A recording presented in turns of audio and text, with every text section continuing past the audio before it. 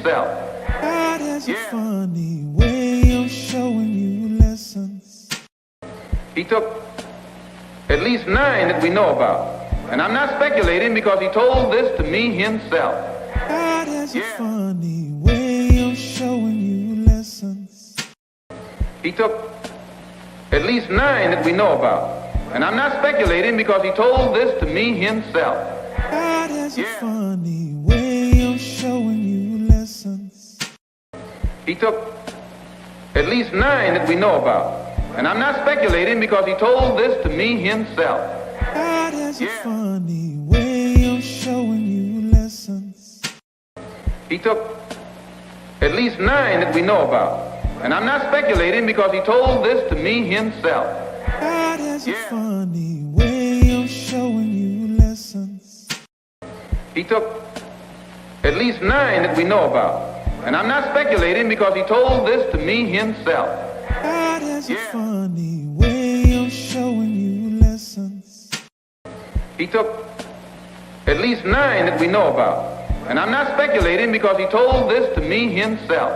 God has a funny way of showing you lessons. He took at least 9 that we know about. And I'm not speculating because he told this to me himself. God has a funny way of showing you lessons. He took at least 9 that we know about. And I'm not speculating because he told this to me himself. God has a funny way of showing you lessons.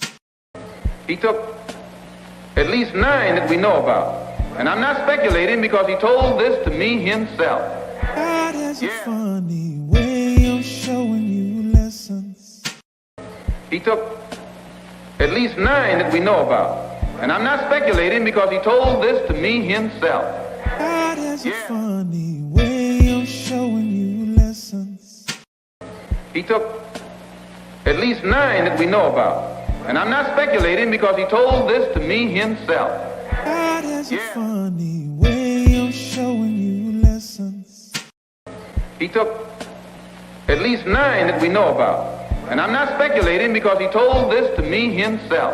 God has a funny way of showing you lessons. He took at least 9 that we know about. And I'm not speculating because he told this to me himself. God has a funny way of showing you lessons. He took at least 9 that we know about. And I'm not speculating because he told this to me himself. God has a funny way of showing you lessons.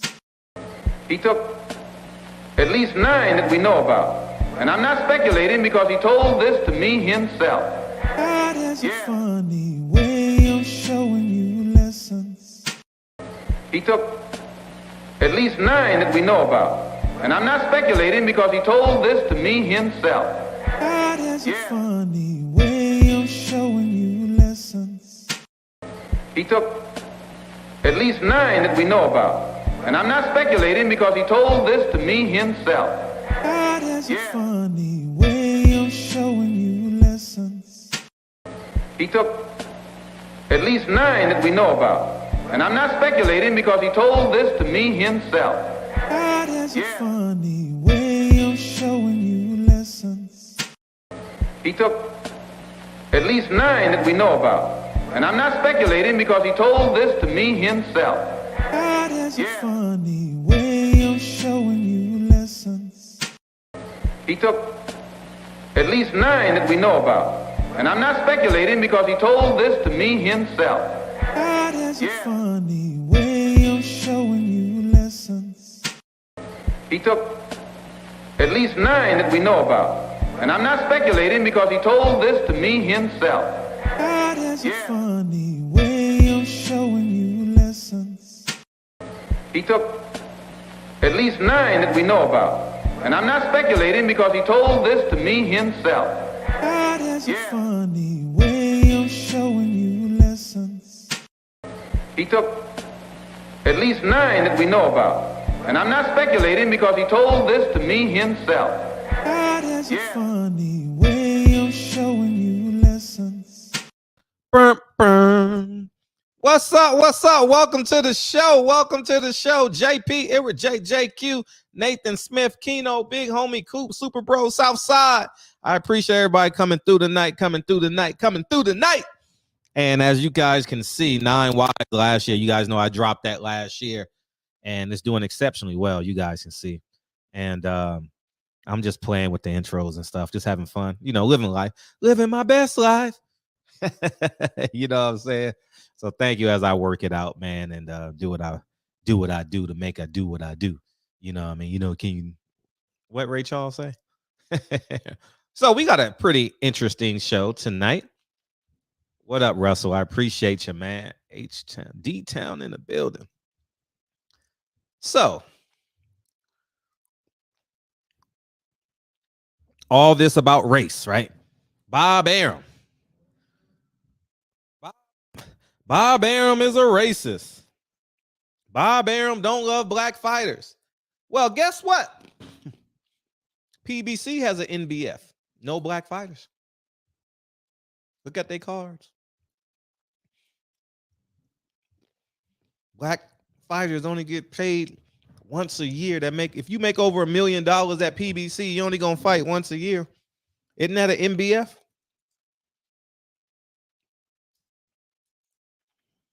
Where's the NAACP?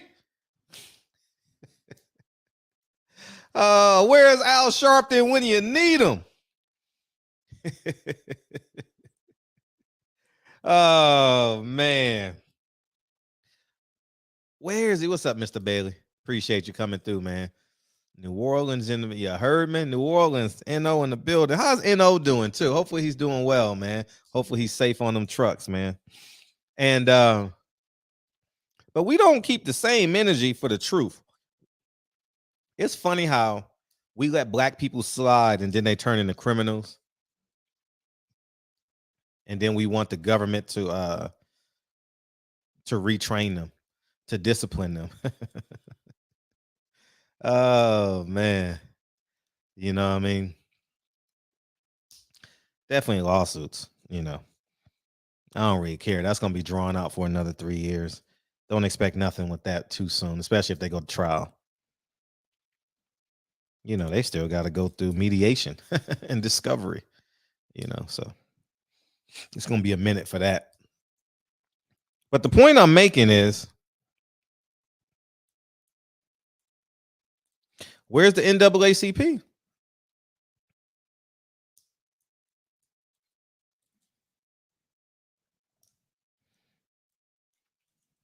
I'm asking. I'm literally asking. Where are y'all at? Because these black fighters aren't fighting. Have we seen Jared Hurd? Have we had a Jared Hurd sighting?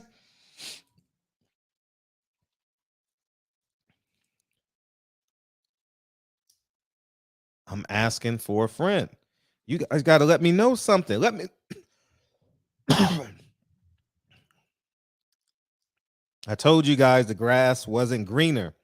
Now Terence Crawford is on the outside looking in. Man, white people done funded all these movements, man. Not just the NAACP, HBCUs, Civil Rights Movement, Nation of Islam, segments of the Black Panther Party later on in their years. Black Lives Matter. Oh, they infiltrate everything.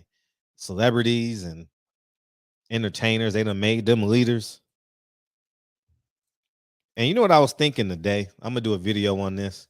It's gonna do a lot of shock value, and people not gonna get the message. But Malcolm X would have told LeBron James to shut up and dribble. He told it to Dick Gregory.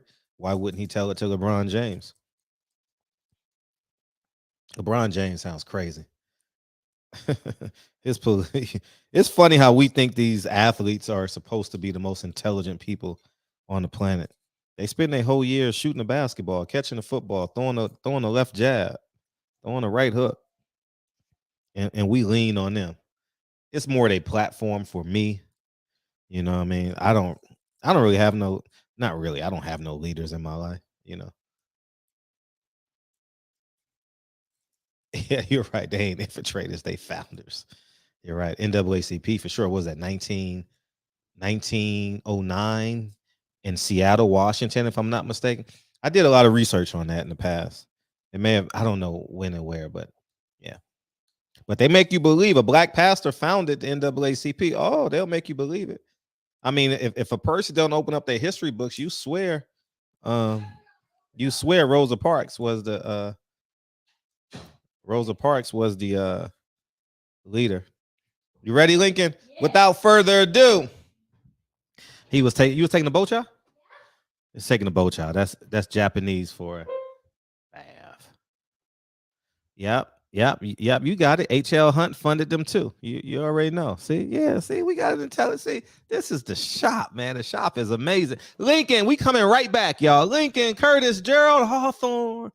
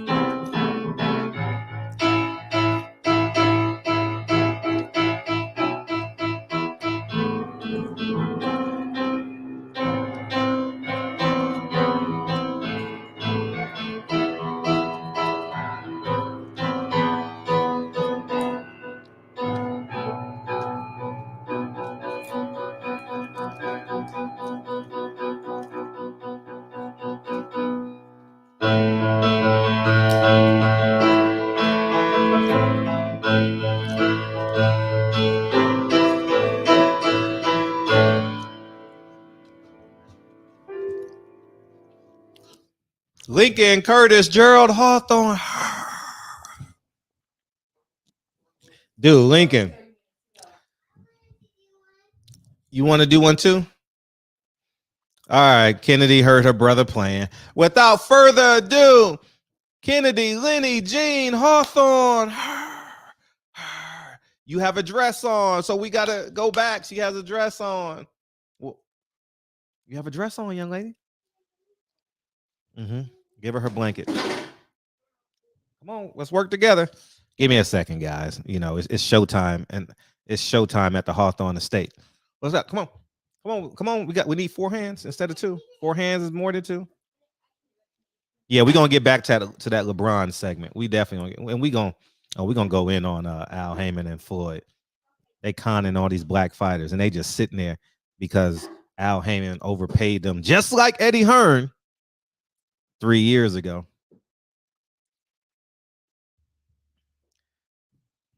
Kennedy, Lenny, Jean, Hawthorne.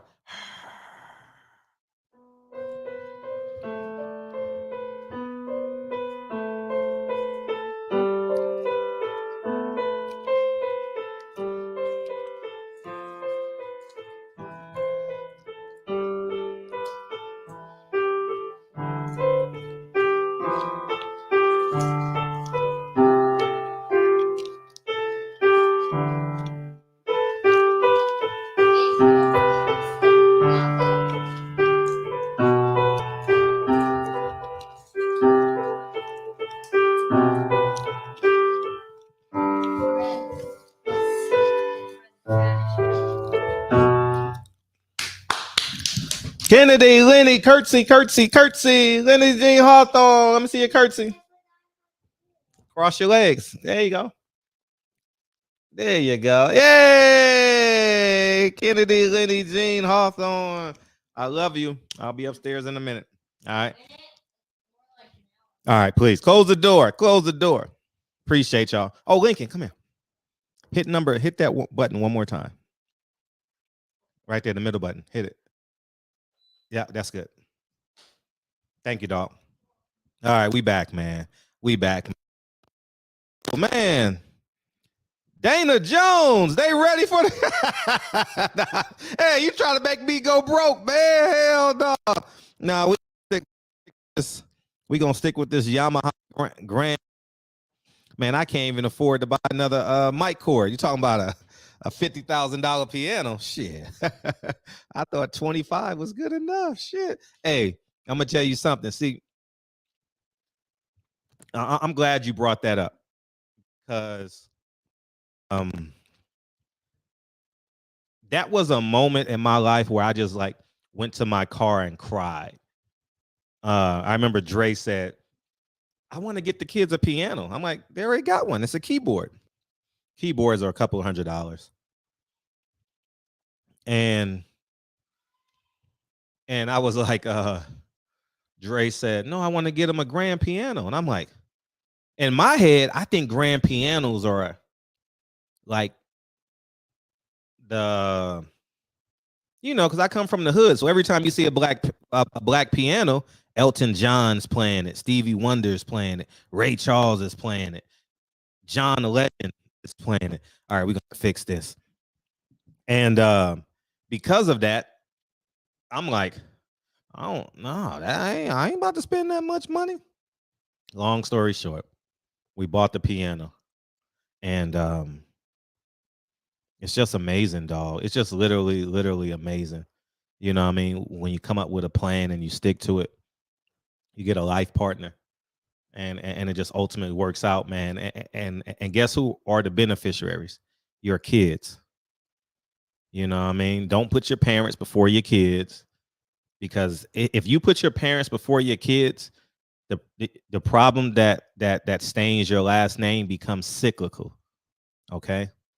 Let your parents catch up and raise your kids. Invest in your kids. And that's that story, man. So that was like the first external thing that I bought that cost the price of a car that wasn't a car. I mean, outside of property and a house, but like expository things. And I was just sitting there like, and what the fuck is going on in my life? So hopefully that happens to everyone that heard my voice. You know what I mean? Because it's oh man. It was 2 Christmases ago, right? 3 Christmases ago? I don't know. One of them. Can't recall. But yeah, man, we back, man. So I was talking about LeBron, man. I was talking about Bron. Bron. What up, Bron?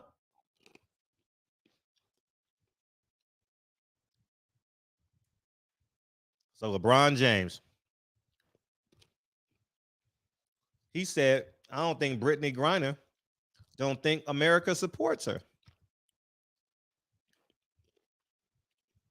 I told you, man.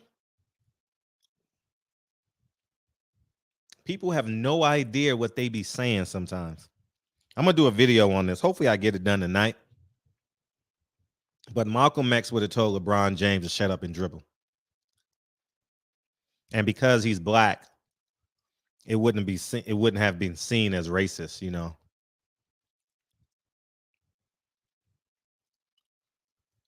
No, I can't do it.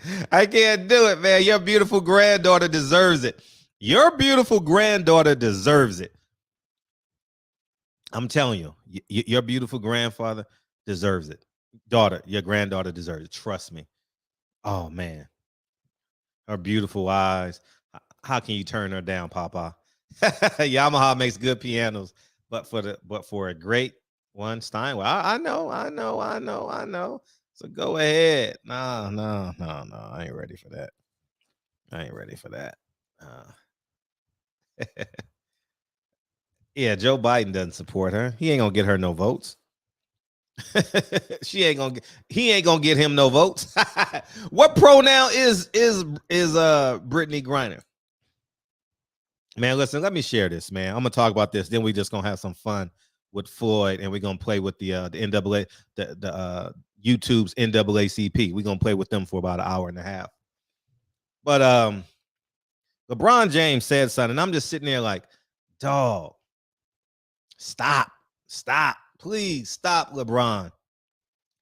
Don't make yourself the president of the United States. Don't make yourself a senator. You understand what I'm saying? Because last year, Brittney Griner wanted to abolish the national anthem. Brittney Griner said she wasn't going to stand for the national anthem. And now she wants Americans. She wants Americans to support her. She's writing a letter to a sitting president to come save her. She's asking the president to give up a political prisoner for her. Oh, I get it. I get it. So it's like asking the man that you rob and you get caught. You're asking him to use the money that they took to bail you out. I get it. I see how this American shit works. We're not really fighting against America. We're just really pushing a narrative. You got to stick the course. And you say, Fred, how does that correlate to your life? I haven't taken a ticket or anything from Sam. As a matter of fact, August 7th, it won't be no show August 7th, but August 7th, one of my favorite bands is coming to LA. And guess who manages them? Al Haymon. And guess who gets tickets for free? Frederick Hawthorne. And I said, I can't take those tickets because I'm fighting the machine. So I won't call Sam and get 2 free. I can get backstage passes. I can get tickets. I watched them perform 4 years ago with the Hurd family, with Mrs. Hurd, Mr. Hurd, God bless his soul. Sam, I got to go backstage and see them, and Sam knows them well. And that was at the where was that at? That was at the Grand Harbor. Yeah. Oh, 100% she wishes Trump was still in office. But you know what I'm going to do? I'm going to spend $100 a ticket, 150, whatever it is. I'm going to go to dinner. That night's going to cost me about $400 to $500. And I literally can go for free because I can eat the snacks in the back or eat at home. And I'm not going to pay for parking because it's after 8. So 6 to 8 is 2-hour parking in downtown LA. So if I get there at 6:15, I'll have free parking, right? Frugal Fred, right? Knows the rules, knows the landscape of LA. So I'm going to buy tickets. So I want y'all to understand when I stand up for something, by all intents purposes, I stand up for it, you know. And I'll be candidly honest. That's one of the reasons why I stopped going to the fights, because I add value to the fights. I understood that. It may be half of 0.01%, but whatever that percentage is, I own it. And I'm not adding value to something that's fucking hurting us and plaguing us, you know. So that's when people say, why you don't go to fights? That's one of the biggest reasons, you know. So I make the event better. People want to know, who are you talking to? Who are you going to interview? You know, but anyways, so now Brittney Griner wants America to come save her. But by Brittney Griner standards, check this out, because I'm ultimately pragmatic. Brittney Griner must understand Russia is better than America. You say, how, Fred? That shit don't make no sense. I'm going to tell you, according to Brittney Griner, America is worse than Russia. How, Sway? It's a real simple answer. Brittney Griner was arrested in Russia. According to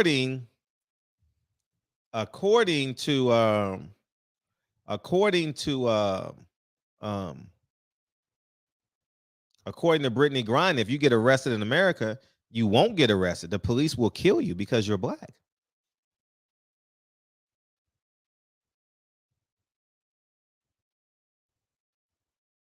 So Russia is safer. Russia is safer. I never thought about it from that way, B. That's interesting. That's interesting concept. Oh, shit. I might have to miss the concert. Ask me that tomorrow. Let me sit on that for 24 hours. I'm glad you brought that up. And this is why I want y'all to come in the barbershop, because I don't have all the answers, but so I should go for free. How about if I sneak in? How's that? If I sneak in, would that be good? I don't know. You guys help me on. We'll talk. It's not about me right now, but great point. We'll talk about that tomorrow. And we got time. It's not till August 7th. Brittney Griner is safe. She wasn't shot at. She wasn't thrown to the ground. So if she would have got detained in America, she would have got murdered. Remember what LeBron saying? We being hunted every day. Man, we ain't being hunted every goddamn day. I know systemic oppression is real. Systemic racism is real. I know all of that shit, but god damn. How long we gonna be the victim, dog? We the victim of every fucking thing. Oh, I don't think I can do it, man. Ain't no jobs available. Create your own motherfucking job. How about that? No one will take my application. Nigga, you're a felon. Create your own job.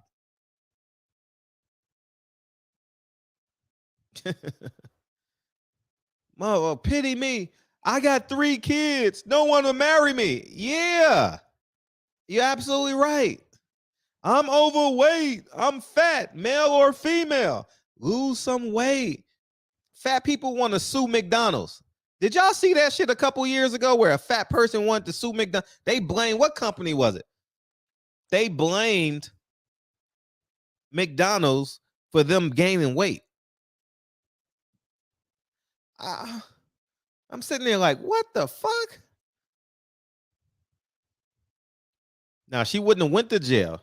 She wouldn't have got, the funny thing is she wouldn't have got arrested if Trump was the president. No. They would have overlooked her. Customs would have let her go. They don't want them problems with Donald Trump. Donald Trump would have put an embargo or a tariff on them. Russia don't need that. Joe Biden is a pussy, man. We know Joe Biden's a pussy. The man can't even read a teleprompter, dog. I tell you one thing, I'm not voting for Biden. If Trump don't fuck up, I might vote for him. I might. We're going to have some fun that election campaign. Because be ready. They about to turn me into a coon real quick, all right? Matter of fact, I'm going to get a coon. What do you call that shit? A coon, what do you call that shit? Costume. I'm going to get a coon mask. That's what I'm going to get. I'm going to do the show in a coon mask when I announce I'm voting for Trump. That's what I'm going to do. If he don't fuck up, I got to wait till the 4th quarter. But I'm not voting for a Democrat. It's impossible. Impossible. If the Democratic Party is going to tell my daughter or tell my son that they can be any race, any gender that they want, that they can play God for them, nah. I'm cool. I'm not into that life. You know what I mean? That professor yesterday or 2 days ago. Did y'all see that shit when she was talking to the senator? Shit makes no sense at all, man. I appreciate you, Dana Jones, man, supporting the channel, man. I know you could have gave that money to your grandchild, man, your beautiful granddaughter. Thank you, dog. Truly means a lot. For real. You know, because one of my channels isn't monetized because I don't want to change it. My big channel is not monetized. So it's been that way. So, but they want me to be kosher. I'm like, I don't want to fucking be kosher. I'll just keep doing what I'm doing. You know what I mean? So anyways, back to Floyd and Bob Arum and Al Haymon. People say they have a no black fighter rule, right?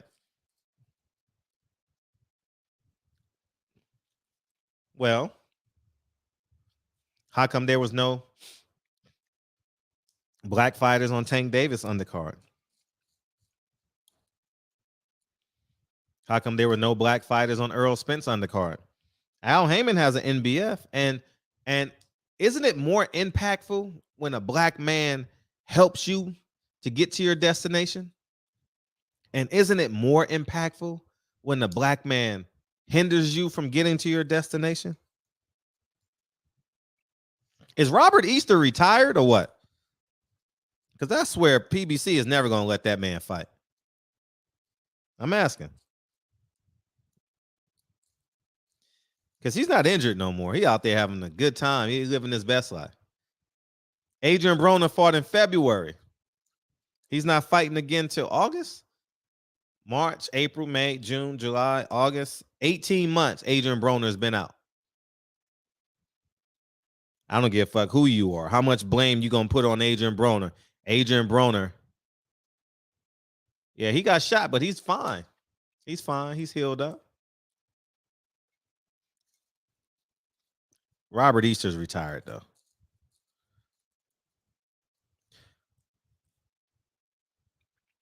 Or how about Gary Russell? How did Ray Vargas and Mark Maceo fight so quick? And now Leo Santa Cruz is going to fight in a unification bout. Inquiring minds want to know.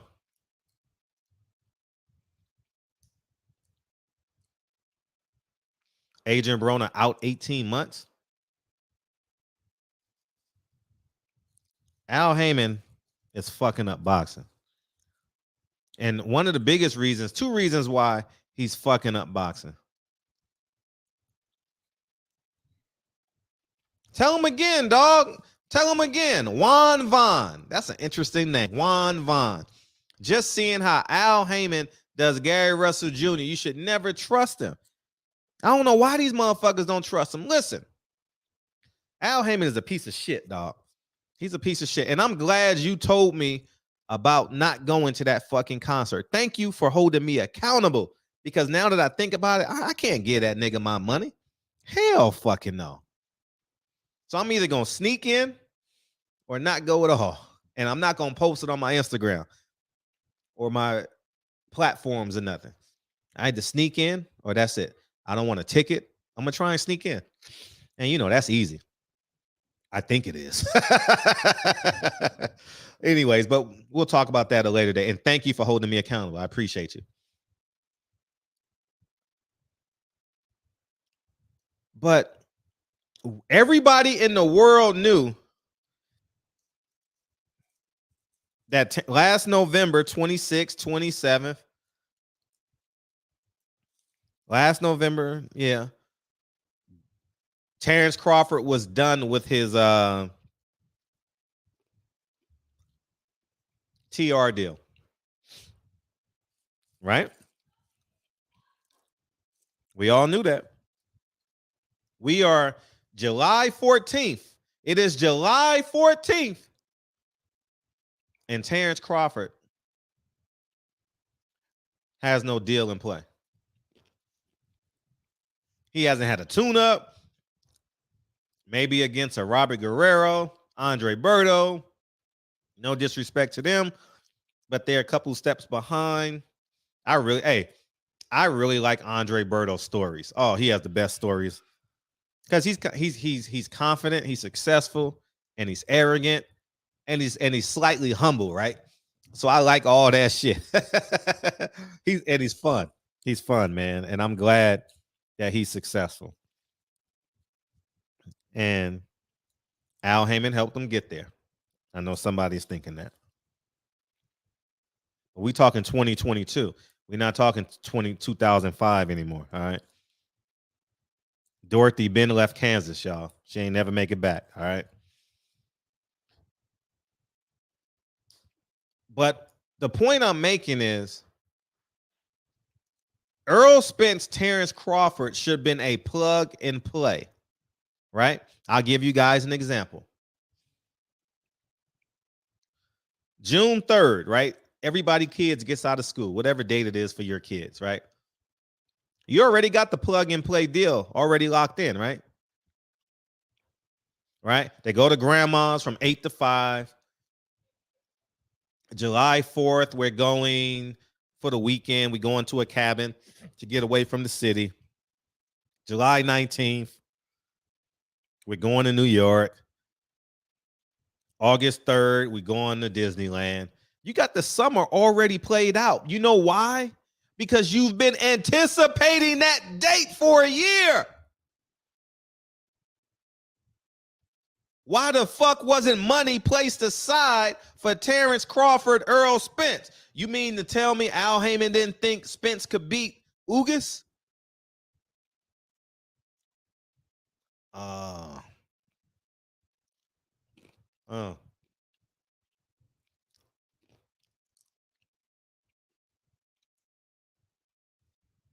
Okay. And even if he's not fighting Terence Crawford, why doesn't Earl Spence have a date? His date should have been done. They do it for Canelo. Al Haymon did it for Floyd. And you say, but wait, they don't do that. Well, it's amazing how they came up with a schedule in February for April 3rd. It started April 9th. Remember that? It started April 9th, 16th. Remember, it started off with a hell of a fight. But it wasn't a fight we were supposed to get. It was supposed to be Erickson Lubin versus Jermell Charlo. Y'all forgot about that. That motherfucker fought 18 title. Y'all told me how many title eliminators he fought? 3? 3 title eliminators, dog. Where they do that at? But if your name is Samson Likowicz, you got action on Al. We're going to get the Floyd. Oh, let me open these phone lines because I know people biting at the bit. If you disagree with me, call in. Call me now. I'm being very deliberate because this show is fun to me. I'm in my groove, Juan Vaughn. I'm in my groove tonight, dog. I'm in my groove. Al Haymon is the new Don King and Bob Arum. It's just Bob. Al Haymon is literally destroying ticket sales. He bottomed out the ticket sale market. Fans don't believe they can buy. Fans don't believe they have to buy tickets anymore. And I don't mind. But in the meantime, between time, I'm going to let Taco MOB come on in. MOB, man. Drop that shit, man. Hey. Hey. Remember that shit? MOB, man. What's up? You goddamn right, Fred. Fuck that. Get on this shit. You know what I'm saying? What's up with that Canelo money? They wanted to offer Canelo all this big money. You know what I'm saying? Why you can't get half of that to Bud Crawford and EJ? Facts. You know what I'm saying? Like they got the money and they ain't splitting the money up with another promotion company, so they getting all the money. You know what I'm saying? So y'all should be able to make a profit off of everything. So there's no excuse why he can't can't make the money. You know what I'm saying? Like make the fight happen, bro. Like seriously. Like, you know what I mean? And why do a person got to sign a 2-fight deal with you just to get a fight? You know what I'm saying? He shouldn't have to sign a 2-fight deal to make a fight. If EJ want the best fight, EJ want the fight, give EJ his fight. Right. But it's always some shit going on their side, and then want to make Terence Crawford out here looking like he's supposed to take whatever. He's supposed to take pennies on a dollar. He's supposed to take nothing. Like, he's supposed to take $5 million guaranteed money when he been making more money than that. Like everybody don't want to wait on the fucking back end. Everybody don't want to wait for that shit. Like if they die waiting on the back end, how his family know how much money he gonna make? Do Earl Spence kids or wife know how much money he'll make from the back end money if something was to happen to him? You know what I'm saying? Like stop this shit, bro. Pay them boys. Pay Earl need to get his money and Bud need to get his money. Straight up, that's how it should be. Like the promoters and shit been leeching off these boxers for years. Now it's time to get the fans what we want. You know what I'm saying? And it's not on the fighters. We should be blaming the fighters. You're doing right, Fred. Blame the promoters. Showtime. Al Haymon been doing this old bootsy ass shit for long. Just like you said, look what he did to Gary Russell Jr.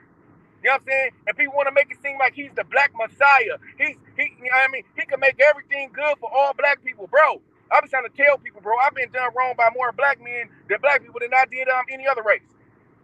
So I'm sorry, fam. I don't know what y'all experience. That's been my experiences. So my thing is make the fight, Fred. Hey, keep going at their ass, bro. Don't let up and they keep going at their ass, bro. And you ain't wrong in this shit, bro. You is not wrong, bro, on this one, bro.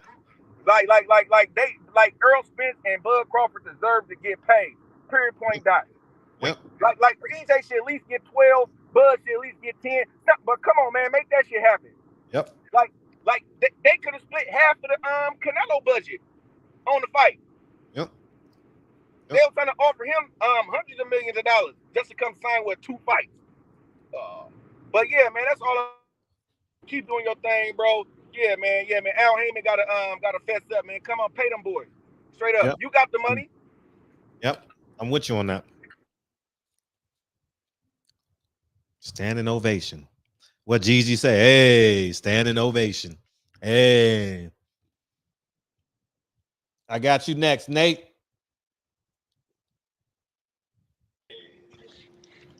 Yeah, what's up, Fred? How you feel? How's the little one doing? Man, doing great. Sleep at the perfect time. So thank you for calling that. No problem. Hey, I just got to say, look, I agree with Taco, man. Look, he's upset, like all of us are. Look, this fight should have been made. This fight should have been done. Maybe a 2-fight deal. Mm-hmm. I agree with Terence Crawford. If he don't want to fight no multi-fight advisory deal, then let that man get what he wants. He deserves it. He was pound for pound #1 fighter of the year. He got paid like a fighter should because he put his life on the line. People can say he fought the who's of who's and nobodies, but at the end of the day, we've seen a bunch of nobodies beat some very good fighters this year. So who's to say? He did his job.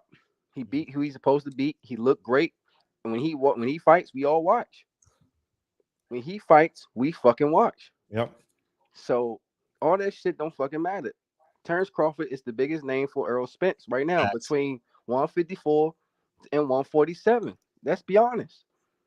Mm-hmm. And look, I'm a Keith Thurman fan, and be honest, that's a bigger fight than that fight. This is asinine to think that Diggy's going to have that fight on the back burner and say, look, this is our next best option. No, this is the next best option. Getting this fight done. Only option. Yes. And somebody interviewed Spence at the Frank Martin fight and said, look, Spence said it, man. We need this fight. Me and Terence Crawford need this fight. And he hasn't been very disrespectful to Crawford lately because he wants to make sure he wants to put it in good faith that he wants this fight. Mm-hmm. So he's been very respectful in the media. Terence Crawford hasn't been really talking much trash like he was initially or nothing. Mm-hmm. So, just give these people what they deserve. At the end of the day, look, PBC, look, that ain't just PBC. It's not a secret that these promoters have been losing money on boxing as a whole. Uh-huh. So why not try to make somewhat of a profit? Like either you're gonna make not much of a profit or at least somewhat of a profit. I mean, it defies business. Like if as a business, you want to make something. Mm-hmm. Yes, you're gonna have losses. That's just what it is. You're gonna have, but if you're gonna have a loss, at least make some of that money back. Some. I just don't understand why they rather just say no. Let's just put a deadline on this shit and then we go to Spence versus Thurman. Thurman has been very irrelevant. I'm gonna be honest. That pay-per-view between Spence and Thurman is not gonna do well either. If they think it's gonna do well, it's not gonna do well. Honestly, Thurman could talk and it's gonna do better than normal, but it's just not going to do as well because he hasn't been very relevant. Mm-hmm. You have a guy, Terence Crawford, who stopped the guy that both Keith Thurman and Spence couldn't do. That you can sell that.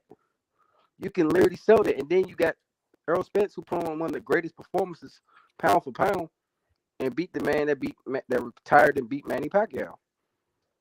So this idea that, well, one guy's asking for, who cares?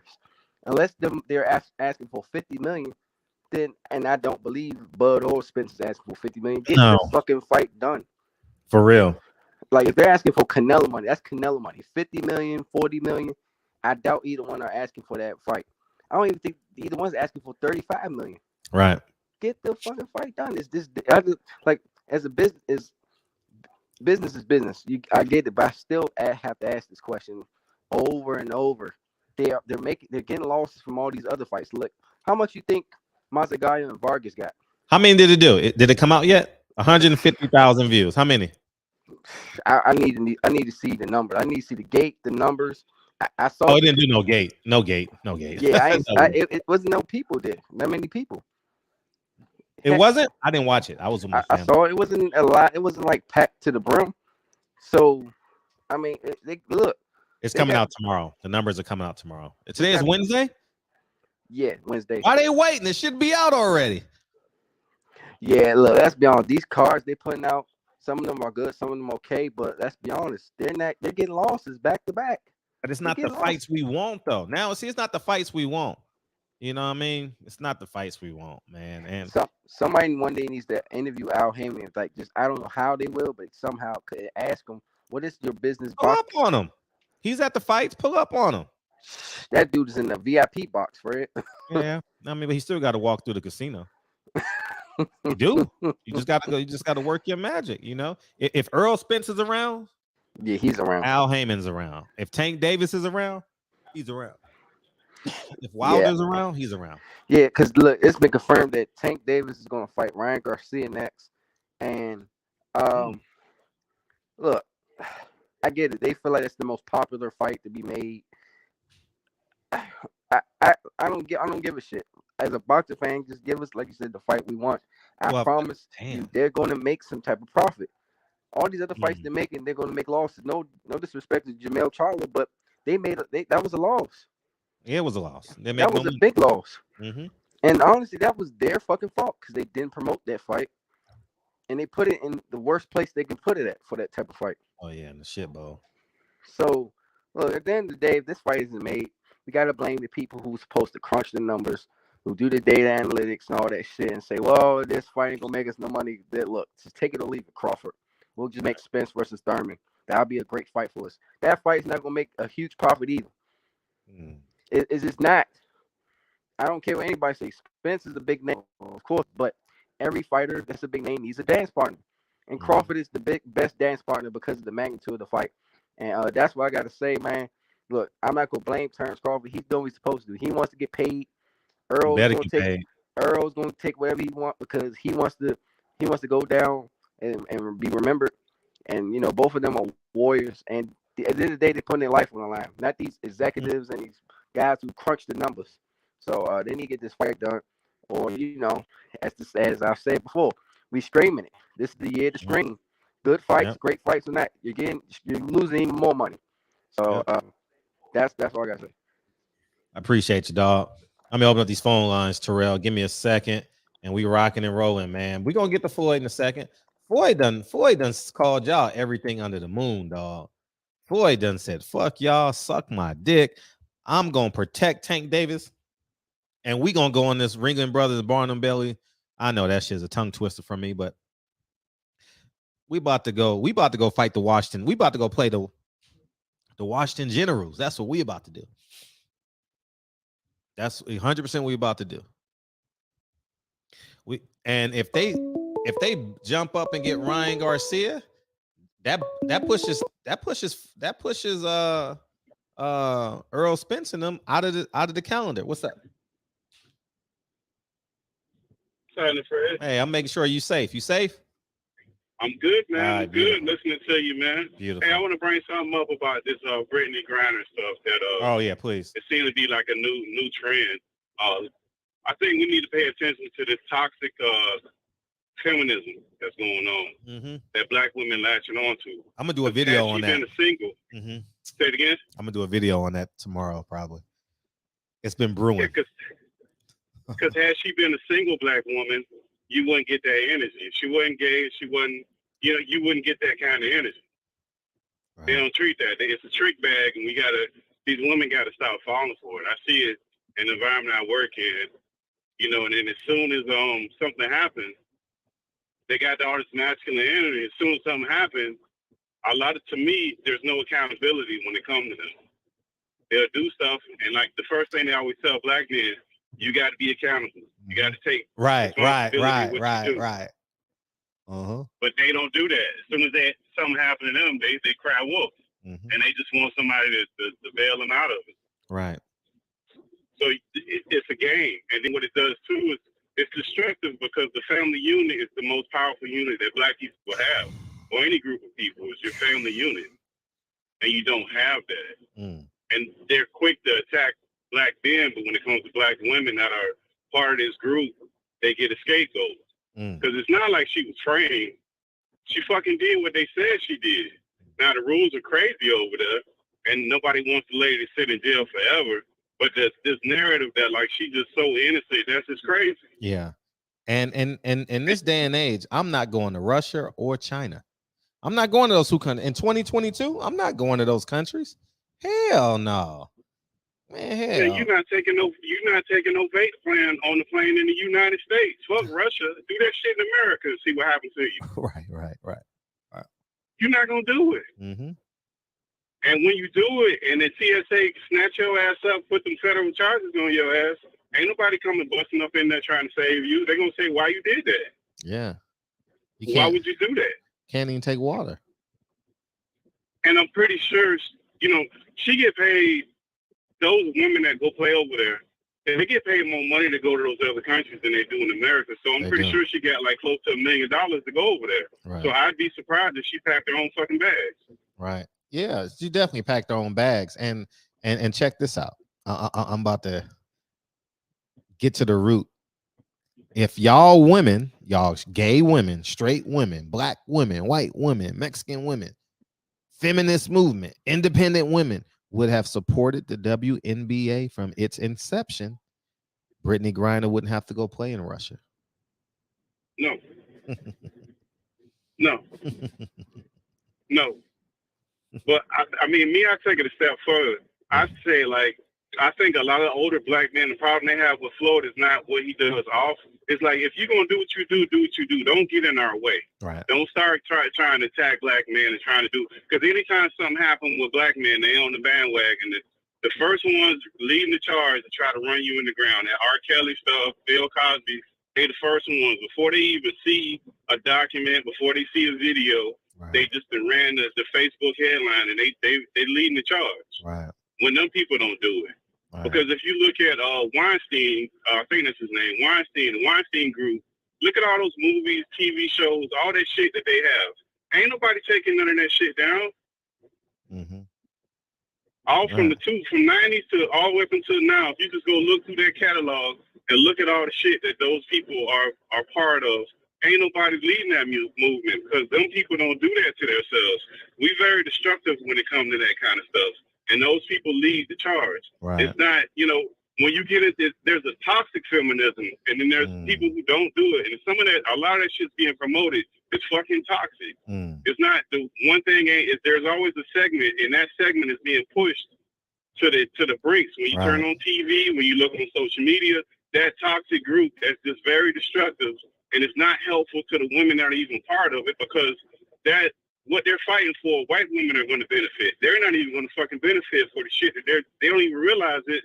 They're not even going to reap the benefits of the things that they get.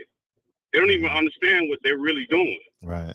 I'm gonna go ahead and get off, Fred. I'm gonna let you later on. I'm pretty sure you'll at some point you'll touch on it more, because I've only said like a 2-minute segment on something that's so deep and so complex that some people don't even scratch the surface of what the understanding of that, because we want to be so accepting of it, which nobody's telling nobody not to be gay. Nobody has any problem with that. But when you start attacking the men of a group, that's a problem. That's a huge problem. And then when you want it, that's a huge problem, because that's your leadership. And if those women come and they say crazy shit, and people are scared to say anything. Right. Just like they tried to do with Kevin Hart, that whole situation where he apologized and he wanted to keep on fucking apologizing. He said, no, fuck that, I ain't apologizing no more. That shit gets dangerous when people have that kind of authority. Right. I'm going to go ahead and get off, Fred, because I can talk about this shit all night, man. We go on and on. But I appreciate the show, Fred, man. I'm going to keep the show going, man. Thank you, dog. Appreciate you. I'll tap back in on that subject. Terrell J, what's up? Terrell J? Hey, what up, man? Hey, what on? Hey, how you doing? Yeah, can you hear me? Yeah, I can. We You can can hear hear you me? for sure. Yes, for sure. Okay. Yeah. I wanted to comment on what dude said the call before last Yeah, gentleman yeah, when he sure. was talking about Spencer Crawford. Right. But I don't really know what's going on with negotiations. All I do know is Al Haymon and Spencer made 3 championship negotiations. Right? They got 3 belts, and they negotiated and fought every time. Crawford only got 1. Now I'm not saying it's on Crawford. Crawford deserved to get what he asking for. He is a great champion, but Spence and Al Haymon got a track record of 3. To me, I think Crawford probably being a little difficult during these negotiations, but I just want to watch the fight. That's all I'm saying. I just hope they come on, get it together, because I just want to watch the fight. I already got a hotel room booked in Vegas for the 31st of October, just in case it fall on that date. So Yeah, I just hope they come on and get it together.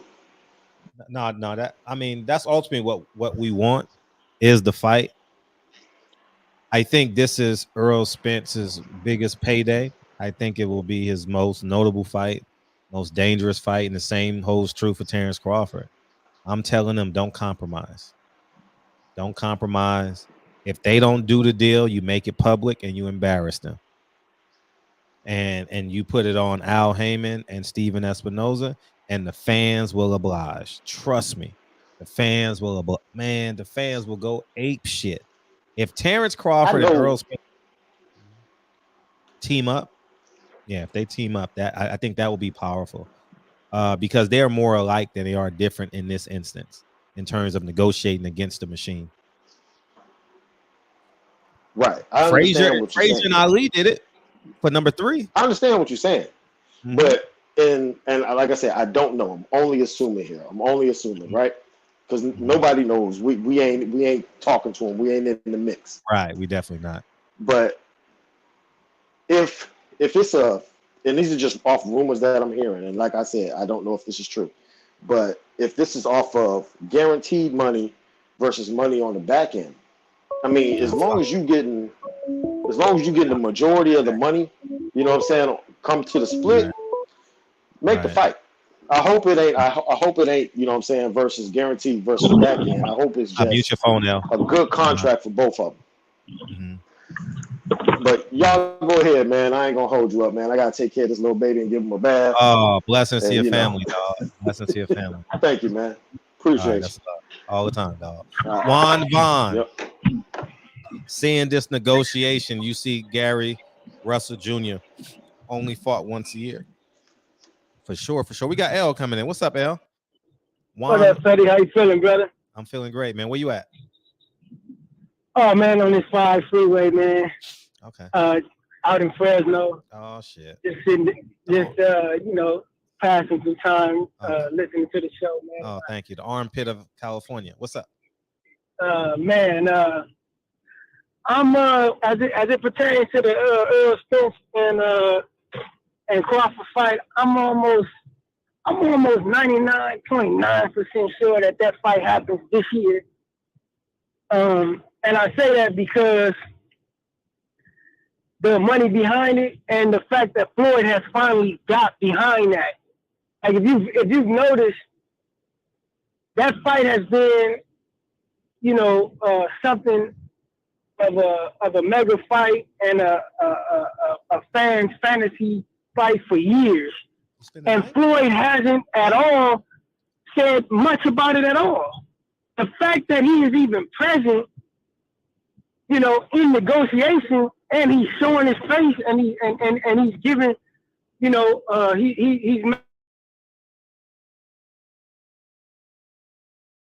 You said what, buddy? No, okay. I was telling Lincoln to close the door. Go ahead.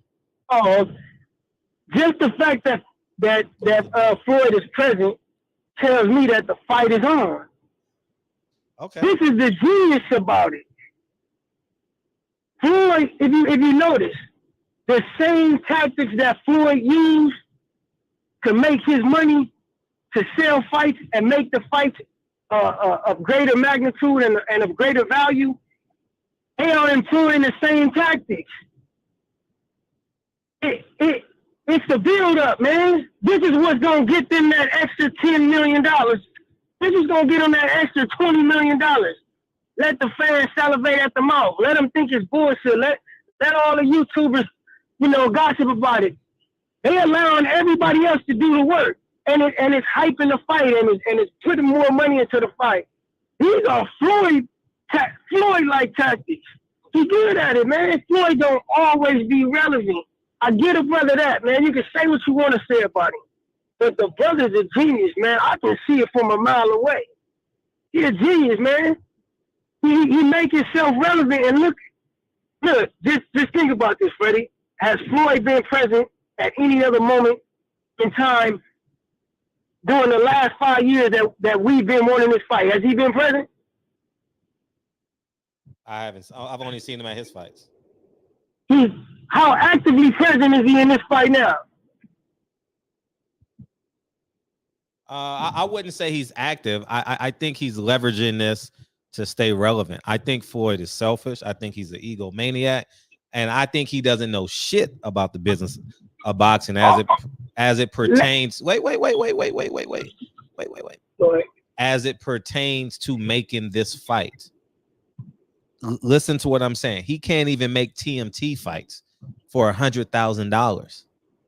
He has all these fighters that are driving Uber, that are doing Instacart, that are doing security details because Floyd won't get them a fight. Floyd said he made $300 million. Now we know it's all full of shit, but we're going to take the man at his word. If the man is making $300 million a month, why the fuck is he dependent upon the network? What the fuck is he promoting if he makes $300 million a month? So what he is a slave. What he is the soundboard and the echo chamber of this system. He has no independent skill in him. All he's done in reality is spend the money that they gave him. People say, "Oh, Floyd is amazing. He's a genius." The nigga, let me say this. The nigga don't even know how to pay his fucking taxes. How the fuck is he a genius? And every time the government has chased this nigga down because of his taxes. Fred, let me jog your memory real quick. What have you always told me? What's that? When you said, "Hey, I don't care if you made this. I don't care. Where's the results?" Yeah, the results. Yeah, No, I cannot argue with this man's results. What we've seen in Floyd is something that we've never seen in any other fighter in the history of the game. He's transcended the sport. Look what he's done. He's led a whole new generation into the allure of the O. A whole generation of fighters is captivated by the allure of such and such and O. Yeah, I know. He's done that. Yeah, I know. He's done it with style. He's done it with grace. He's done it with finesse. But most of all, he didn't put the O's behind the allure of the O. He put multiple O's and commas, man. We cannot negate the fact that he's shown consistently a result to do that. Let's say all those I disagree with you a great deal about his assessment of his character. Some things may be true, but let's say all those things are true that you say. The man has proven that he'll go above and beyond to be the greatest at what he does. And that's arguable. That's without argument. Not even close. I can't doubt that. So we're not talking about him being a fighter. No, I'm talking about him being a businessman, a fighter, somebody who bet on himself. Man, that's inspirational what he did when he bought out of his contract. He had to believe in himself. He didn't buy out his fucking contract. Why do you keep on saying that shit? The nigga owed $8 million in taxes. What are y'all niggas talking about? How many people owe taxes that make billions of dollars and millions of dollars? Oh my God! Everybody owes taxes, man. No.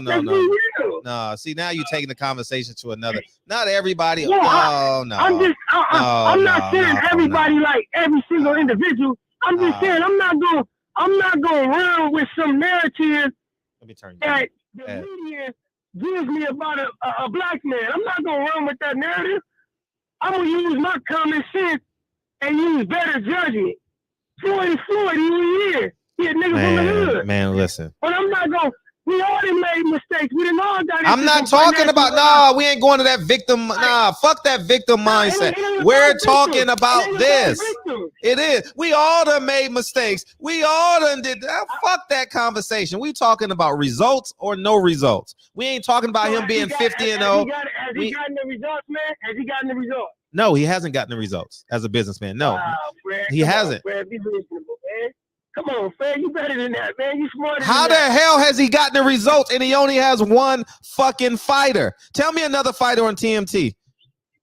Tell me five. Tell me five. No. And I guarantee you his profit margin is in the green with Tank alone. No. Listen to what I'm saying. I guarantee you his profit margin for Mayweather Promotions is in the green understand. with Tank alone. You don't understand the question. You're so far up Floyd Mayweather's ass. You're not even listening to me. Listen to what I'm saying. I'm unbiased, man. I don't care about Floyd. I don't care about his money. You're not listening. You're not listening to the question. You're not listening to what I'm saying. I don't give a fuck about him being 50-0. I'm talking about July 14th, 2022. What fighter has he produced outside of Tank Davis that you even know of? And two, that's making money. How long has Mayweather Promotions been in existence? Oh, man. Oh, at least 13 years 15 years, at least 15 years. Okay, and most of that time was I'm talking about now. I'm talking about now.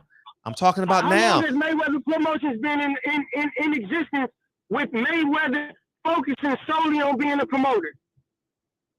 Minus 7 years?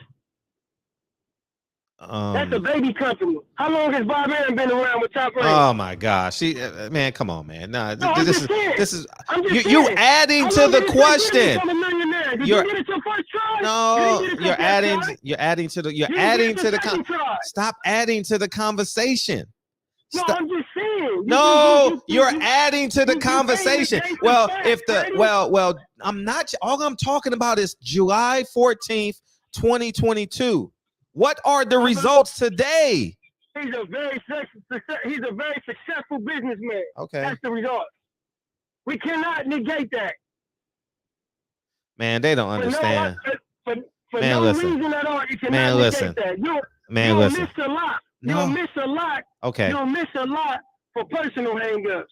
No, it's not personal hangups. I don't agree with everything. I don't agree with everything you say, Fred. But I cannot negate the facts. I cannot negate the fact that you have. I've personally seen the makings of a successful businessman in you. But that's not. It's not about me. It's not about me. It's not about me. It's about you know what it's about. No, wait. Can you see my screen? Can you see my screen? It's not this conversation ain't about me. This conversation is about July 14th, 2022. I'm not talking about what you did 4 years ago. I'm talking about today. I don't care you paid your rent 3 years ago. I don't care if you paid your rent or mortgage 2 years ago. Your car payment. I'm telling you, today Mayweather Promotions is in the green with Tank alone. Well, that's the whole. Listen to what I'm saying, though. You're not comprehending what I'm saying. No, you're not comprehending, Freddie. Listen. Oh my gosh. Today, July 14th, 2022, Mayweather Promotions is in the green with just Tank alone. Oh. So that just. So if you have, it's impossible because common sense. No, it doesn't because you're not listening to yourself. You're not listening to yourself. If you are a failing promotional company, if you have 20 fighters that are not fighting. How many? Let me ask you this: how many comparable? You know, comparable to the competition. How many other? Look, all the major promotion companies only have 1 or 2 major fighters. That's it. You're missing. You're totally missing the point. You're missing the point. I don't care about fame and fortune or who's doing it better. I'm talking. See, that's the problem with us. We always We always want to do comparative analysis with someone else. Do your fucking comparative analysis with the man in the mirror. Do the man in the mirror. The man in the mirror. The man in the mirror. L. The man. Okay, wait. No, the man in the mirror. The man in the mirror. The man in the mirror. How do you know you're millionaire? Because I can count. That's why. Right. No. We just gonna. And I was a millionaire 10 years ago. I'm not. That's an insult. But anyways, let me get back to this. I'm gonna tell you this. Look, listen. The fight will be no. Listen, no. See, you can't see. Do great numbers. L, wait, I'm not done. That's the bottom line. L, let me. What is this? Let's give our brother a chance. Let's give Mayweather a chance. Okay, give Mayweather a chance. Okay, have you heard of Ava, the Lady of Night? Maybe I don't know. Oh, you haven't, huh? How about Angelo El Chijanito Leo? What are they all part of Mayweather Promotions? Is that where you going? Yeah, Dorian Lavish Khan Jr. Have you heard of him? No, but you got to also understand that these people in today's I'm not asking. You also have to be marketable. Like boxing is a dying sport, especially here in America. Let's get that. You're missing. No, just listen. Just answer my questions. Just answer my question. Okay. How about Adrian Playtime Benton? You heard of him? I don't know them either. Okay, I know you've heard of Rolly. I know you've heard of Tank. Have you heard of? I know a lot of people down at Westside Boxing that's part of De La Hoya. I'm not comparing them. See, there we go. And nobody know them either. Well, as long as if the white man is poor, it's acceptable for the black man to be poor. It's acceptable. It's acceptable. If the Mexican man is poor, the black man can be poor. Okay, now let's keep going. Let's keep going. Have you heard of? That's a whole other topic, though. No, it's not. That's what you're comparing it to. Well, let's compare him to Bob Arum. Let's compare him to Golden Boy. No, that's not what we're doing. Isn't that what business does? No. No. Listen, let me ask you this. I'm not finished with the list, L. I'm not finished with the list. And I'm not just speaking to you. I'm speaking to everybody in the audience. Of course, I know. Dynamite. Make a point. Go ahead. Dynamite. David Lopez. Have you heard of him? I've heard of him. Okay. Juan Carlos Lobo Torres. Nope. Kevin Thunderstorm Johnson.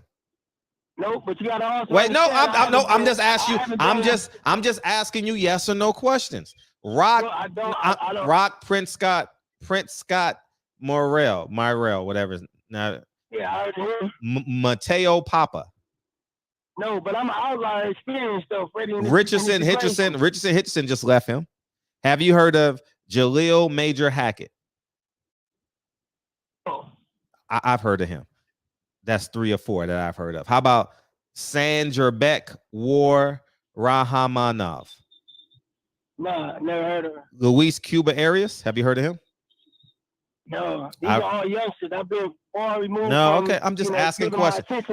I don't. Well, Shakur Stevenson's a youngster. Mickey Scala. Have you heard of him? No. Okay, and Andrew Tabiti. He left him too. He's fighting him motherfucking on Davies Entertainment in Texas. And Richardson Hitchison, his second most popular fighter, left him for a white man, Kevin Connolly. Yeah, because that white man could move him right now. So what that means? What that means? The focus is on Floyd. I mean, the focus is on Tank right now because that's where his money's at. Focus is on Tank. So you should alienate. So that makes him a bad businessman. Well, that's the nature of the beast. No, I'm asking you. Does that make him a bad businessman? Not at all. That's the nature of the beast. So if you have one fighter and you put all your energy into one fighter and you just give up. You say this all the time, though, Freddie. You say this all the time. I'm not talking about. You say this all the time, Freddie. It's a very small percentage Keith Conley, of people that will become NBA players, NFL players are major sports stars. But you can become a millionaire doing real estate and do what you do. So these fighters know the nature of the beast. That's good. Listen, I had aspirations of going to the top of the boxing game, but I understood that, man, it's a long, lonely road, and it's going to take a whole lot for me to get there. I might not make it, but, hey, trying is not failing in my eyes, and I gained a lot. Right. But I understood. Did that make my training a failure? Hell no. Did that make me a failure? Hell no. Okay, Did that make all those fans who seen me fight and believed in me and gave me encouragement along the way, did it make them failures? Hell no. Okay. The nature of the beast, man. Okay, now I got a question for you. You gotta be realistic. When you trained, did you only train one person? Did you only train Anthony Sims? He was probably he was 17-0 at the time. Was he your greatest boxing talent at the time when you was training me? I'm just asking yes or no questions. That's all I'm asking. I think Anthony Sims is one of the most talented fighters that I've ever seen. Okay, so is that a yes or no? Yeah, that's okay. A yes. Okay, yes. So you were capable of training Brianna, myself, the girl from Santa Monica, and the girl, the bus driver. Had about 10 to 15 consistent clients. Okay, now the point. So you were able to do that. Of course. Okay. Now my question to you is: if you're looking at yourself in the mirror and you have personal accountability, right? Because let me finish. The nature of the beast says that there's a small percentage that I'll turn out in Anthony Sims. Let me finish though. Let me finish. And the reason why you can train those 10 to 15 people is because you look in the mirror. You holding yourself accountable to your word. You're holding yourself accountable to the contract, which is however much you charge per session. That is the contract. Now, if Floyd Mayweather has a contract with these 15 other fighters and he's only giving one of them attention, he is failing as a promoter. If you say you're training 15 people and you only show up for once, you are failing as a trainer. It's really it's simple math. That's all right. Very shallow. That's shallow reasoning. But that's a whole nother conversation, Freddie. I don't want to take. I don't want to take from. No, you're not taking from the show. You're not taking from the show. Not at all. But I hope somebody learning something. I'm hoping somebody learning something. With Floyd behind this fight, this number is. With Floyd behind this fight does 35 to 50% better. Yeah, I get you. All right. In revenue. All right, we'll see. I guarantee it. Just like I'm gonna give you examples.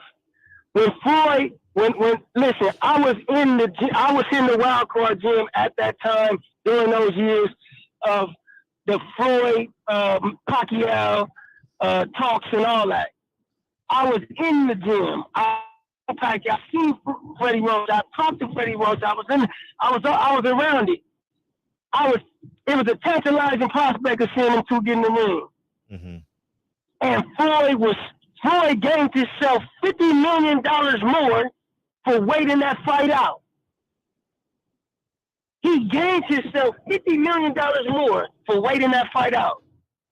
Whether it had been for drugs, whether people say Floyd was scared, I take it by way of seeing how he has done things in the past. I accredit his business acumen. Okay. For the final decision. Okay. He gained himself $50 million by waiting that fight out. And I told everybody, I said, this fight gonna be worth more later. And it definitely was. I gotta credit that man for that. Okay. I'm not talking. How many people you know don't turn down 50 million guaranteed? L, you're on. At that time, I know, L. 50 million guaranteed for Floyd. L, but you know, damn, I can't even get a word in. But you're sounding like a Democrat. Because I'm not talking about the Manny Pacquiao fight. No, let me finish. Can I finish? Damn, I can't even talk. Can I talk? Can I say? Man, listen, I got to say something. I got to say something. I am not talking about Floyd Mayweather versus Manny Pacquiao. See, everybody wants to come up with a statistic to validate their claims, right? I'm not talking about that. I am talking about July 14th, 2022. What is he doing as a promoter today? How come there wasn't flooded with TMT fighters? How come you don't know their names? How come Floyd ain't retweeted them, reposted them? How come we don't know who they are? I've never seen them do an interview with Ellie. How come we ain't never seen that shit? You guys are just making shit up. So imagine if Robert Garcia only had his brother. He would have never got Bam Bam. He would have never got Anthony, what's his name? Anthony Joshua. You understand what I'm saying? So at the end of the day, judge a man on what he's doing today. If that's the case, no one's listening to you. You're literally talking to mute. All I'm saying is this. If that's the case, judge me on the 10th greatest days, the 10 greatest days of my life. That's it. I'm not talking about what they did, what he did with Manny Pacquiao. I'm talking about what he's doing with his fighters today. He didn't even show up for Tank Davis fight. But y'all gonna say it was a plan. Oh, it was a plan. Oh, it was a masterful plan. Okay, I'm done. Anything else? Anything else, man? This is ridiculous. It was a plan. I told you this before when you were curious about certain fighters' contracts. Do you remember we was having these conversations on top of the hill? I don't remember that, but I don't want to change the subject. Okay, No. I'm gonna say this and then I'm gonna end it, Freddie. I'm gonna end it. Thank you.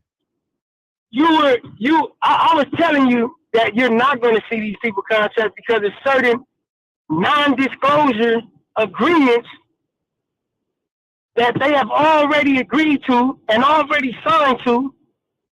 See, it's things that happen behind closed doors that nobody will never hear about. Mm-hmm. It's not a mystery why, these people can't talk. You don't see them. You don't see them talk about these people. You don't see them talk about these people. Man, Floyd got an image to uphold. With that image comes monetary value. He's not about to allow some disgruntled employee basically to make him look bad. He didn't already gave him an upfront check. And most of them haven't brought anything back for it. No one knows. They haven't brought a return on the investment. Why? Because this is a hard game to sell. Okay. This fight game is a hard game to sell. I'm not talking about nothing else. You have to be the pure white product. Everybody. No, that's just now you on the black man's narrative now. I'm not talking about the black man's narrative, the white man's narrative. We'll talk about it later because I got to call somebody to come in the show. All right, Freddie. All right, love you, man. Appreciate you, man. Even though you lost. You too, brother. I mean, like you lost. Like you don't know where the hell you're going. You lost. Drive safe, man. Peace, Key. Yeah. Man, L don't know what the hell you talking about, man. Hey, Juan Vaughn. Hey, Juan, I got to call real quick. Go ahead. You got 30 seconds because I got to make a call. He going to call in. I got Leon Muhammad. Hey, what's up? Hey, what's up, Fred, man? Hey, I appreciate you donating to the No problem. I just want to say real quick, the same way we dealing with the fallout of the crack epidemic, man, in the boxing world, we dealing with the fallout of Floyd Mayweather. Mm-hmm. He reminded me of an old dude on the block that used to have the best work, and now people still buying whatever he got just because it's him. Now he's selling people soap. Right. You know what I'm saying? And for real, Al Haymon looking like Joe Biden, you know what I'm saying? And Floyd looking like Camilla. Facts. Floyd real life told that man to go out there and put his ass on that helipad. And he doubled back. It was like, all right, I need my bottom dollar hoe to come and sell this deal. Facts. Listen, man, dude, it's all crazy and wild. And what sucks, I truly love boxing. But this is what's making UFC win. Because the fighters now, now is no longer fighting to be the best. Fighting is to be the king of the hill. Now it's fighting to get the best deal, the best money, the biggest car, the loudest jewelry. Like, that's cool. I understand you ran 1,000 miles, you deserve to get paid for. Right. But what does your honor mean? What does your respect mean? You know what I'm saying? You might have had 3-4 laws. Look at Roy Jones. That man got L's on his car. Right. But he still hold his head high, like, look, but right. You know what I'm saying? I know you said you gotta get to your peoples, man. I appreciate you. I mean, you'll be able to call back in. Hey, I got a surprise for y'all. I gotta go get he wants to beam in. I gotta go get this phone number real quick. Hang in there. Tell a friend. You might want to go tell a friend to beam in right now. He took at least 9 that we know about. And I'm not speculating because he told this to me himself. God has a funny way of showing you lessons. He took at least 9 that we know about. And I'm not speculating because he told this to me himself. God has a funny way of showing you lessons. He took at least 9 that we know about. And I'm not speculating because he told this to me himself. God has a funny way of showing you lessons. He took at least 9 that we know about. And I'm not speculating because he told this to me himself. God has a funny way of showing you lessons. He took at least 9 that we know about. And I'm not speculating because he told this to me himself. God has a funny way of showing you lessons. He took at least 9 that we know about. And I'm not speculating.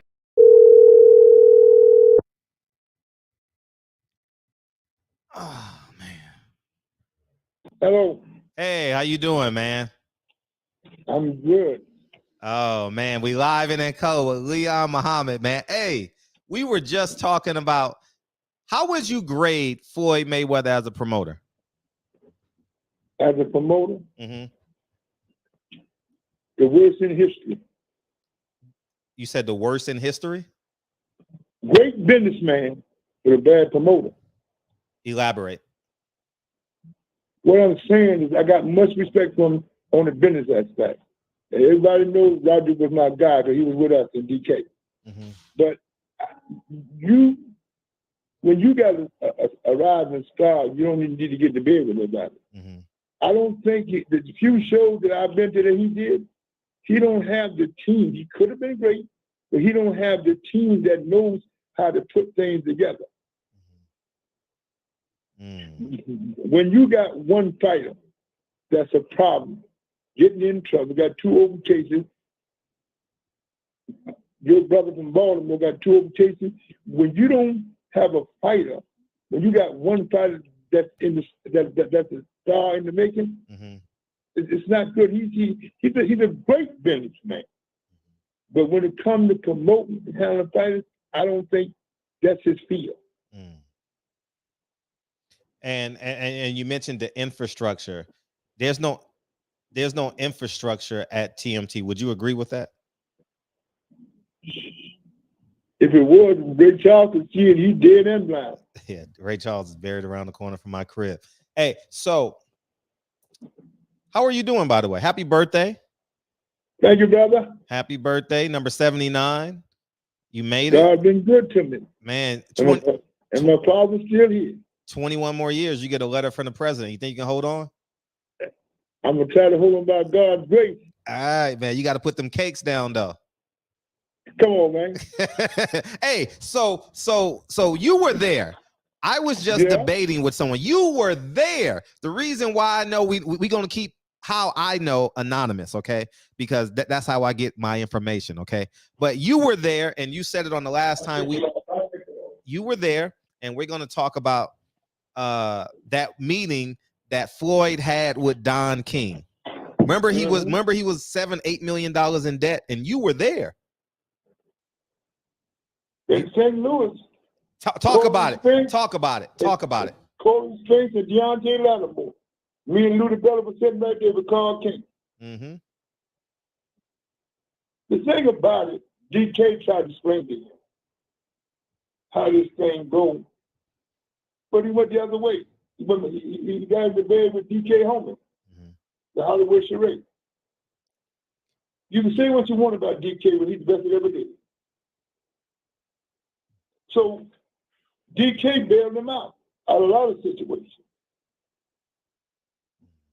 From a business standpoint, and I cover him, and me and Murad cover him from a street standpoint, especially on this end.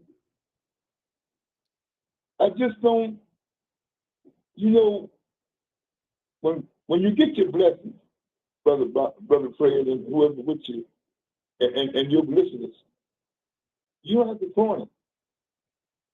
You take your blessing.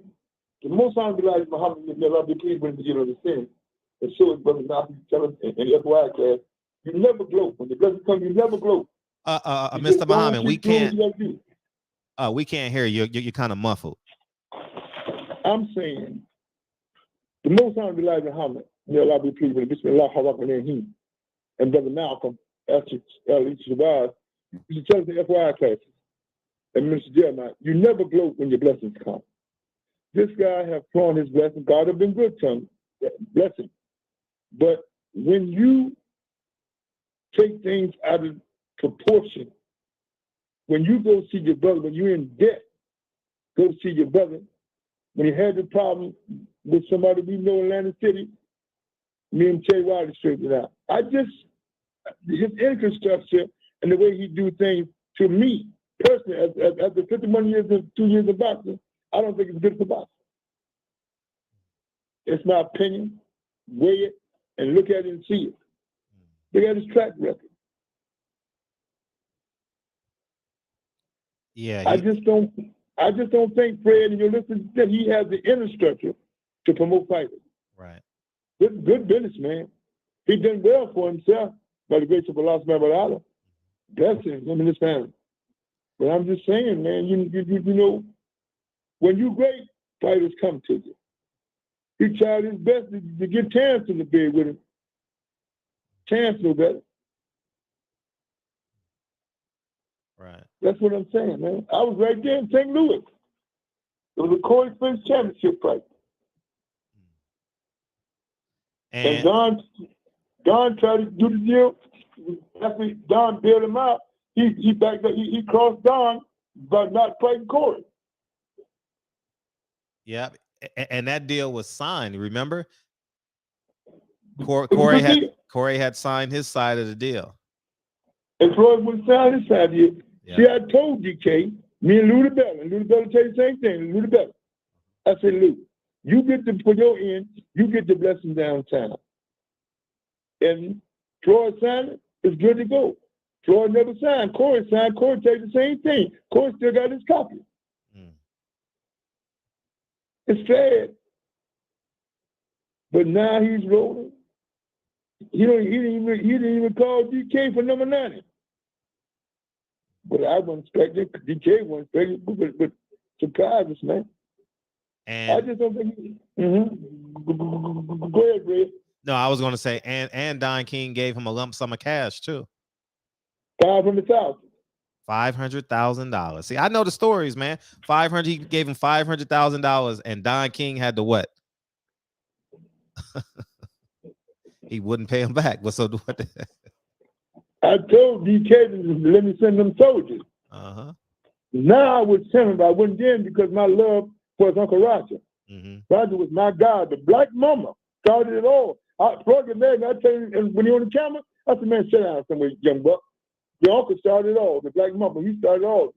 And not your daddy. Your daddy almost got you killed when he was in the street. Niggas shooting at you, you got him, you got you in your own. The black mama saw he robbed GK for $500,000. I told GK, let me send him soldiers. He said, no, man. I said, no, GK, I ain't gonna do that. Now that Roger's on, I don't care what happened, man. You know, it is what it is, man. Right. Yeah, he gave him. Take $500,000 for the man. He don't know DK.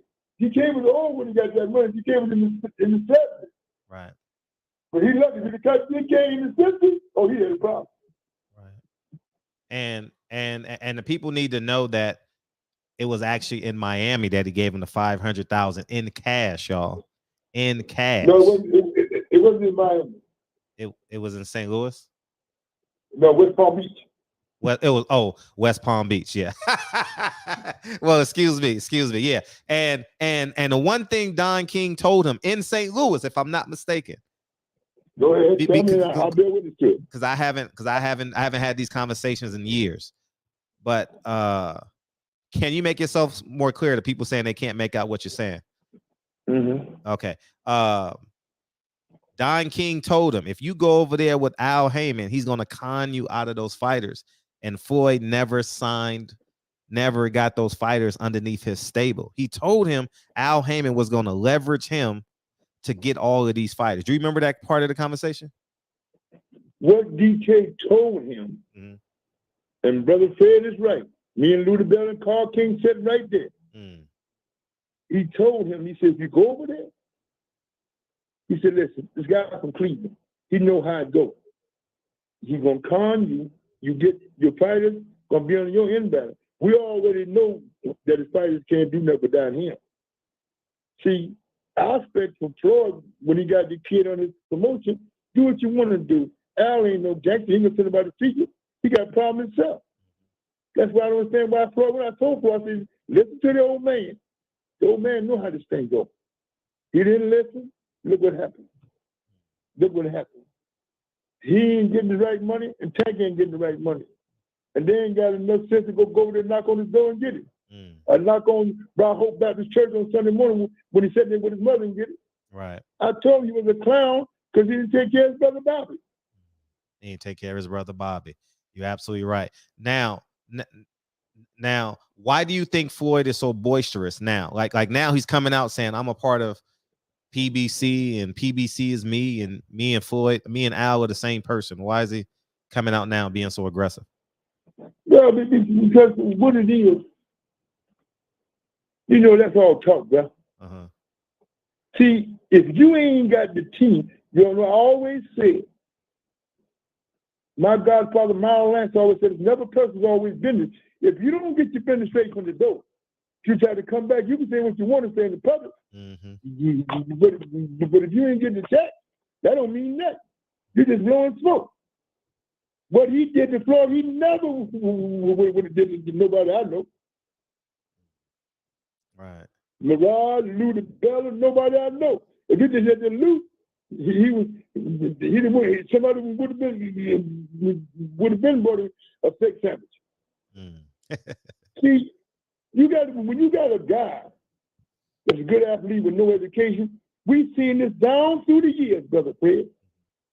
People take advantage of the athlete. The man is smart, but he's not educated right. You got a Harvard grad who got problems himself over the world, the hedge fund, everybody. But you don't know, man, that people got his arms around him because he ain't a bad guy, bad kid. You just don't know. When you ain't taught no better, you can't do no better. That's what the scripture said, to hold it around the Bible and the Torah. Now you're going to come out bogus against Al Haymon? The man been robbing you in Florida, everybody all the time. You know the deal, the fighters can't do nothing without him. You know the whole deal. Yeah. So now you want to come out bogus? I don't understand what Floyd's doing. Right. He do him. Right. He ain't with us on this East Coast. If he doesn't do what he want to do. Right. But don't come out bogus now, misleading the public like you standing up. You should have stood up this long time ago when the checks wasn't right. But fool that don't go to his own fight.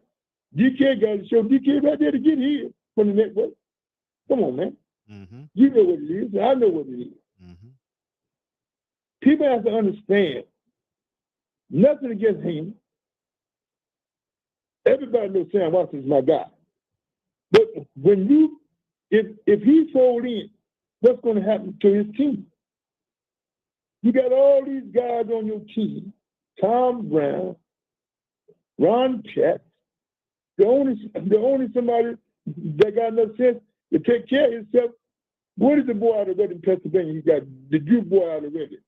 What's his name, man? Out of Pennsylvania? Yeah, the Jew boy. Oh, Kaufman. Yeah. Oh, Marshall Kaufman. Very smart Jew.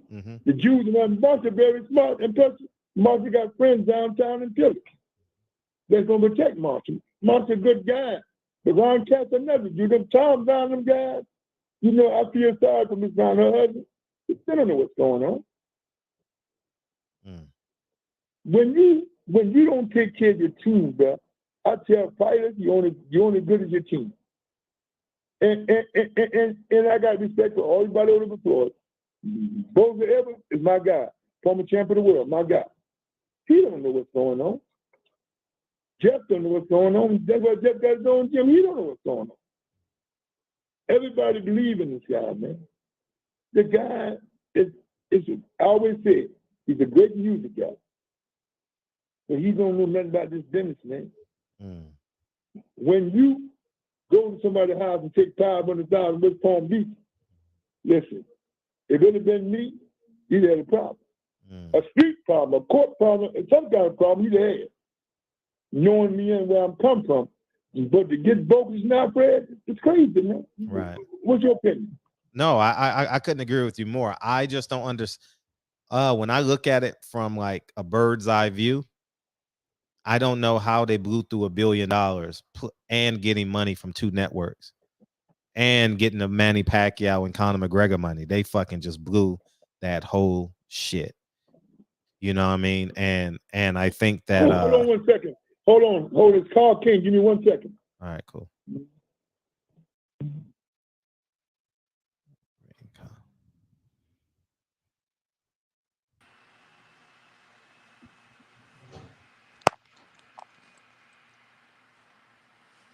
Hey, what's up, Kyle? You see what I'm saying, Brad? Yeah, I do. And understanding all that, my brother, I mean, you too far from the phone. I'm trying to figure out, say, what he got on Steve Espinosa. Steve gave him a lot of money.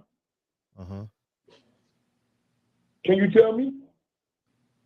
I believe Steven Espinosa is tired of Al Haymon because he left him hanging. He took all the talent to Fox and he left him hanging. I just don't understand how you blow all this money, bro. No, he kept it. He was the fund manager, so he kept half of it. Him and his partner, that white guy. You know, I know. Yeah, they kept. What I'm saying to you. Yes. But what I'm saying to you, brother, and Allah be my child to your public. Something ain't right. Something ain't right. I got a call the other day. Them hedge fund brothers, they ain't pleased, brother. You see what I'm saying? Right. I mean, you take all these money, you don't pay your bills. That don't make sense, man. Right. That ain't even mathematics. See what I'm saying to you? Right. Bro, I just don't understand how all these fighters think he's such a great promoter, a great manager, a great advisor. Come on, man. And they only fighting once a year. Yes. He never crossed Shelly because he couldn't cross Shelly. Because Shelly know how this thing goes. Shelly's a smart Jew, my man, Shelly Finkel. And Shelly, and he knows Shelly got a lot of soldiers. But I just don't understand, bro, how this happened, how the fighters let this happen. We spoke before about them contracts. Them advisor contracts, bro. There's no such thing as advisor contract.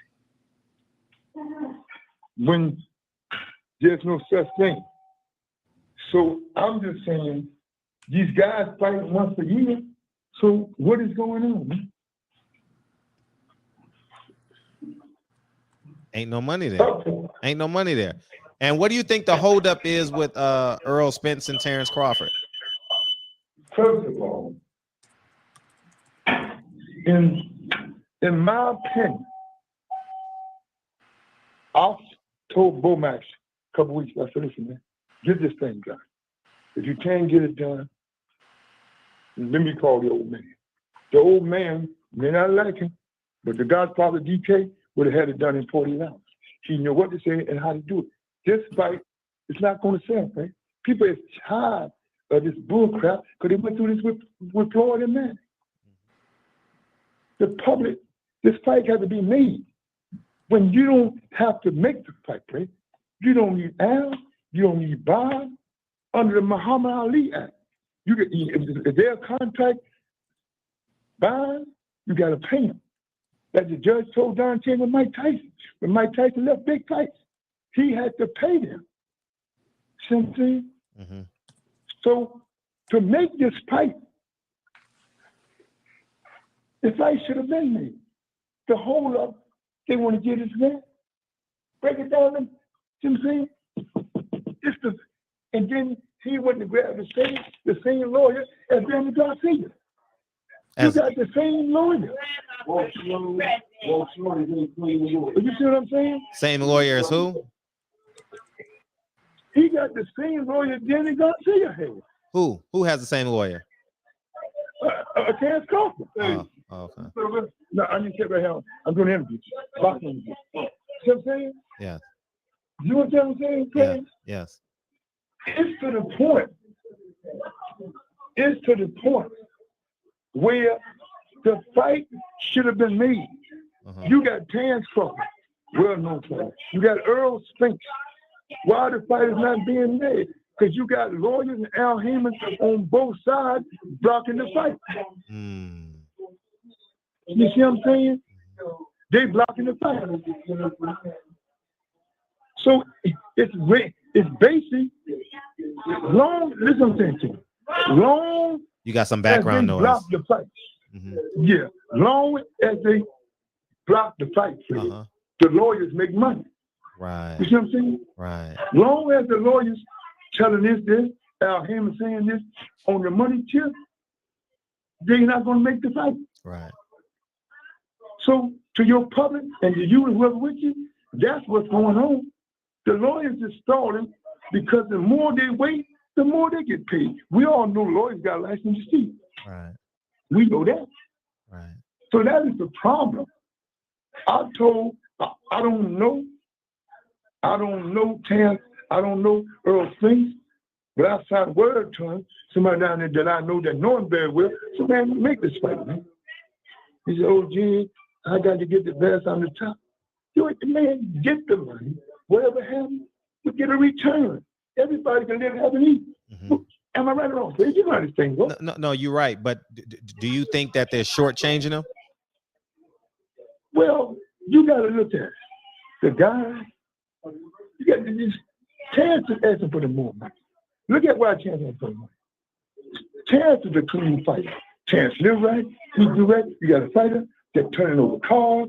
You got a fighter that's popping champagne and what's going. Because Steve Espinosa and them guys ain't on these guys, man. That's the problem. I think that Terence Crawford should get the most money. Why shouldn't Terence get the most? Why should he get the most money? He a long layoff and Terence was fighting. He come back, you couldn't even knock out a lightweight. Everybody wrong, Mike Garcia. Talk to me, Fred. You and your public, talk to me. You see what I'm saying? The bottom line is that no one there with enough brains to say we're gonna make this fight. We're gonna work it out and make this fight. The fighters under Muhammad Ali Act, they don't need no lawyers, nobody. Sign the papers and let's get it on. Like Bill Green said, let's get it on. Am I right or wrong? No, under the Ali Act, you just pay them what you owe them in the contract as managers and promoters. Yeah. You gotta pay the same thing that the courts told Mike Tyson people. You got to pay. See what I'm saying, Fred? Right. I've been in boxing 50 years. That's how this thing goes. When you got Terence Crawford on one side and you got Earl Spinks on one side, who now, in your opinion, your public opinion, who should get the money? The most money? I think Earl should get the most money. Tell me why. Because he fought. Tell me something I don't know in 53 years. Just in boxing circles, he has the 3 belts, and he's fought Terence Crawford's greatest opponent first. That being Sean Porter. Kell Brook. And Kell Brook. Yeah, Sean Porter. And I knew it was 2. Thank you. He fought them first. And then. But Kell Brook was already beat up, and Sean Porter, he beat up fight, but that was done. Yeah, you're proving me right. But you couldn't knock out a lightweight. Come on, talk to me, Craig. I mean, tell me something that I ain't learned in 53 years. Yeah, I mean. And being a Hall of Famer. But he just stopped Ugas. He just broke his eye. He just broke your man's eye socket. He 147 pounds. Let me tell you something. That's what they said. Eye socket was already damaged. I mean, it was already damaged, man. I got a call from Mickey Duff's son. It was already damaged, man. They didn't want to say nothing because they didn't know the other thing fight was coming. But they paid well for the title. See what I'm saying, man? You got to look at Terence Crawford's accomplishment. fighting in dumps in York and Harrisburg, Pennsylvania, the way it is today. See what I'm saying? Mm-hmm. I mean, you got your opinion. You think Earl should get the money, but listen, Earl is not going to get the money. The fight is not going to happen until they agree 50-50. I think do it 50-50 and do the rematch. I signed word to Bomac. I told Bomac, I said, man, and I signed word to his father. Man, tell your son, man, to take 45, get his boy 55 and get this thing on and beat him, then ain't nothing nobody can say. But they only want to give him 40. That's not right, bro. What's your opinion, Fred? You and your puppet. Talk to him. No, I just think Earl should get more, but that's that's just hearsay. Do you think that Al? Do you think 55-40 is fair for the fight? Sure, 55-45. Sure, that's fair. Yeah, sure. I signed word by Sean Gibbons and Sam to Al. Get that boy 45%, and let's do this fight. Don't drag this fight out like you did the other fight. Do this fight, because you made a lot of money. You made a lot of money for Conor McGregor. You made a lot of money for 9 seconds over there across the water. Yeah. So come on, man. Give this kid 45%. Yeah. Why is Al? Go ahead. Why Al Haymon doing what? Why is Al Haymon have more? He's not fighting the black fighters, but having more Latino fighters on the undercards and stuff. Why do you think that? You know what? You just said something that nobody didn't say. I saw this in Atlantic City before our brother passed. Me Allah rest him in peace. Our late brother, the big man, Brother Porter. Xavier. And we was in Atlantic City. Xavier Porter was in Atlantic City. Shout out to him, rest in peace, champ. Me and Fred and the crew love you, man. We send respects to your family. Fred, we saw in Atlantic City, and our late brother, it was Porter. Shoot the Fire said the same thing. This card got 2 black fighters on it, and the rest of the card, the whole Latino. I asked Sean Gibbons. Sean said, I don't know. I got the champion now. You know what I'm saying? I asked Sam. Sam said, we all know what Sam is having fun taking pictures and eating. But it's sad, man. I guess he's trying to corner that Latino market. Nobody can corner that market like DK, because DK had the stars. Chapo Rosario, Old Man Chavez, Louis Penta. He had a lot of the great Latino fighters. That's why DK was able at that time to control the Latino market. See, networks don't care about who fight. They care about who put butts in the seat. Am I right or wrong? Right. So I don't understand how Steve Espinosa let this guy con him, man. I only think it's conning at this point. I think it's just willful ignorance. Hey, you said another Princeton grad is ignorant. Damn, baby, that's a strong statement. Yeah, because if he goes against him, then he loses his. See, boxing for Steven Espinosa is like his side chick. I'm not saying he's cheating on his girl, but that's his entertainment. Like, he loves hanging out. He doesn't like doing the other shit. He loves going to boxing events because that is the only time he gets in front of the camera. He doesn't do any other interviews besides boxing. So that's like his side chick. You know what I mean? Like, he loves her. He's addicted to her. You know what I mean? And even though you ain't lying, Fred, I seen it at the Barclays Center when me and Espinosa had an altercation. He didn't know who I was. Michael Spence told me, say, that's the wrong guy there. Lou DeBella said, that's the wrong guy there. Because you just don't know, man. I said, listen, man, this guy ain't even worth it. I'm sitting in the seat that Sam put me in. She's going to tell me and my girl to get up and let two people that work for him sit there. I said, what are you, crazy, man? Then I said, you know how I get crazy. You know, I go off on him. So I said, you know why? I said, go over there and ask Lou DeBella, Michael Spence, and Sam Watson who I am. I said, matter of fact, man, you got your phone? Type my name in with the federal government. Type my name in. Take my history out. He said, oh, man, I said, man, you got to apologize, man. apologized to my girl. He talked crazy to my girl because I wanted to get some sodas and talk to Sam. It was crazy, man. And you're right. He loved the camera more than Sam Watson. And like, we love Sam.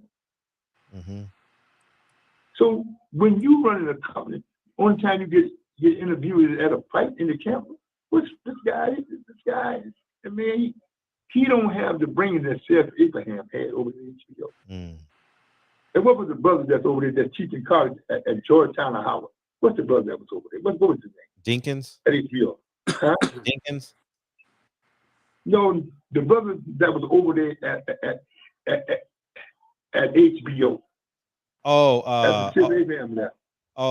He's teaching college down there at Howard now. And I'll cross him. What's the brother name, man? Man, what's his name? Oh my gosh. He took Seth Abraham's place. Oh my gosh. What was his title at HBO? I'm thinking of the boss. Who?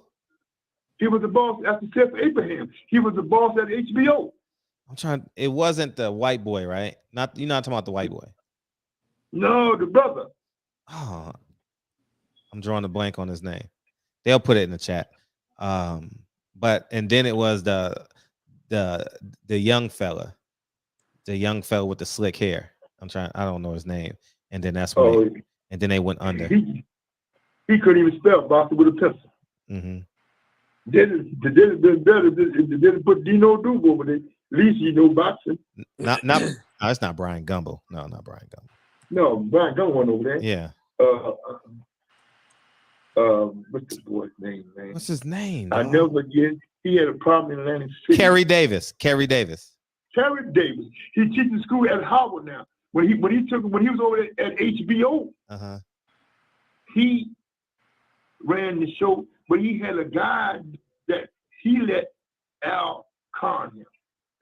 Then when Steve Espinosa got the right number, he left Kerry Davis hanging and went to Steve Espinosa. That cracked him in his head, man. Yeah, I told Atlantic City when I helped him out when he was walking, had some problems in Atlantic City, and they were whistling, whatever. And his wife and foot got paper. I got the paper clip. I said, got stuck in the crate on the Bobo Hudson, man. Y'all do this, man. Oh, man, this is our brother over at HBO. But Al and Floyd played it. Remember when Malcolm said, chickens come home to roost? And it's biting Al and Floyd now. What Malcolm told Joe Kennedy, chicken came home to roost. They came and got Bob and John, and Teddy never won the White House. So, getting on note, I just don't understand how all this money disappeared. You pocket it? It ain't disappeared. It's not disappeared. It hasn't disappeared now. It's impossible. He's not that smart to make it go away. He's not that smart. He's not like Harold Smith, Rockwell Smith. He's not like Harold Smith. He ain't that smart. He's just a guy that got lucky. See, nobody don't know who paid Harvard. I know who paid Harvard.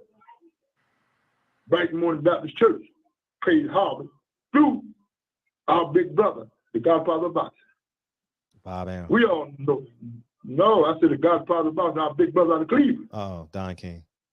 We know because Mama Haymon and Mama Henrietta was real tight, to my understanding. So that's how that went out through the church.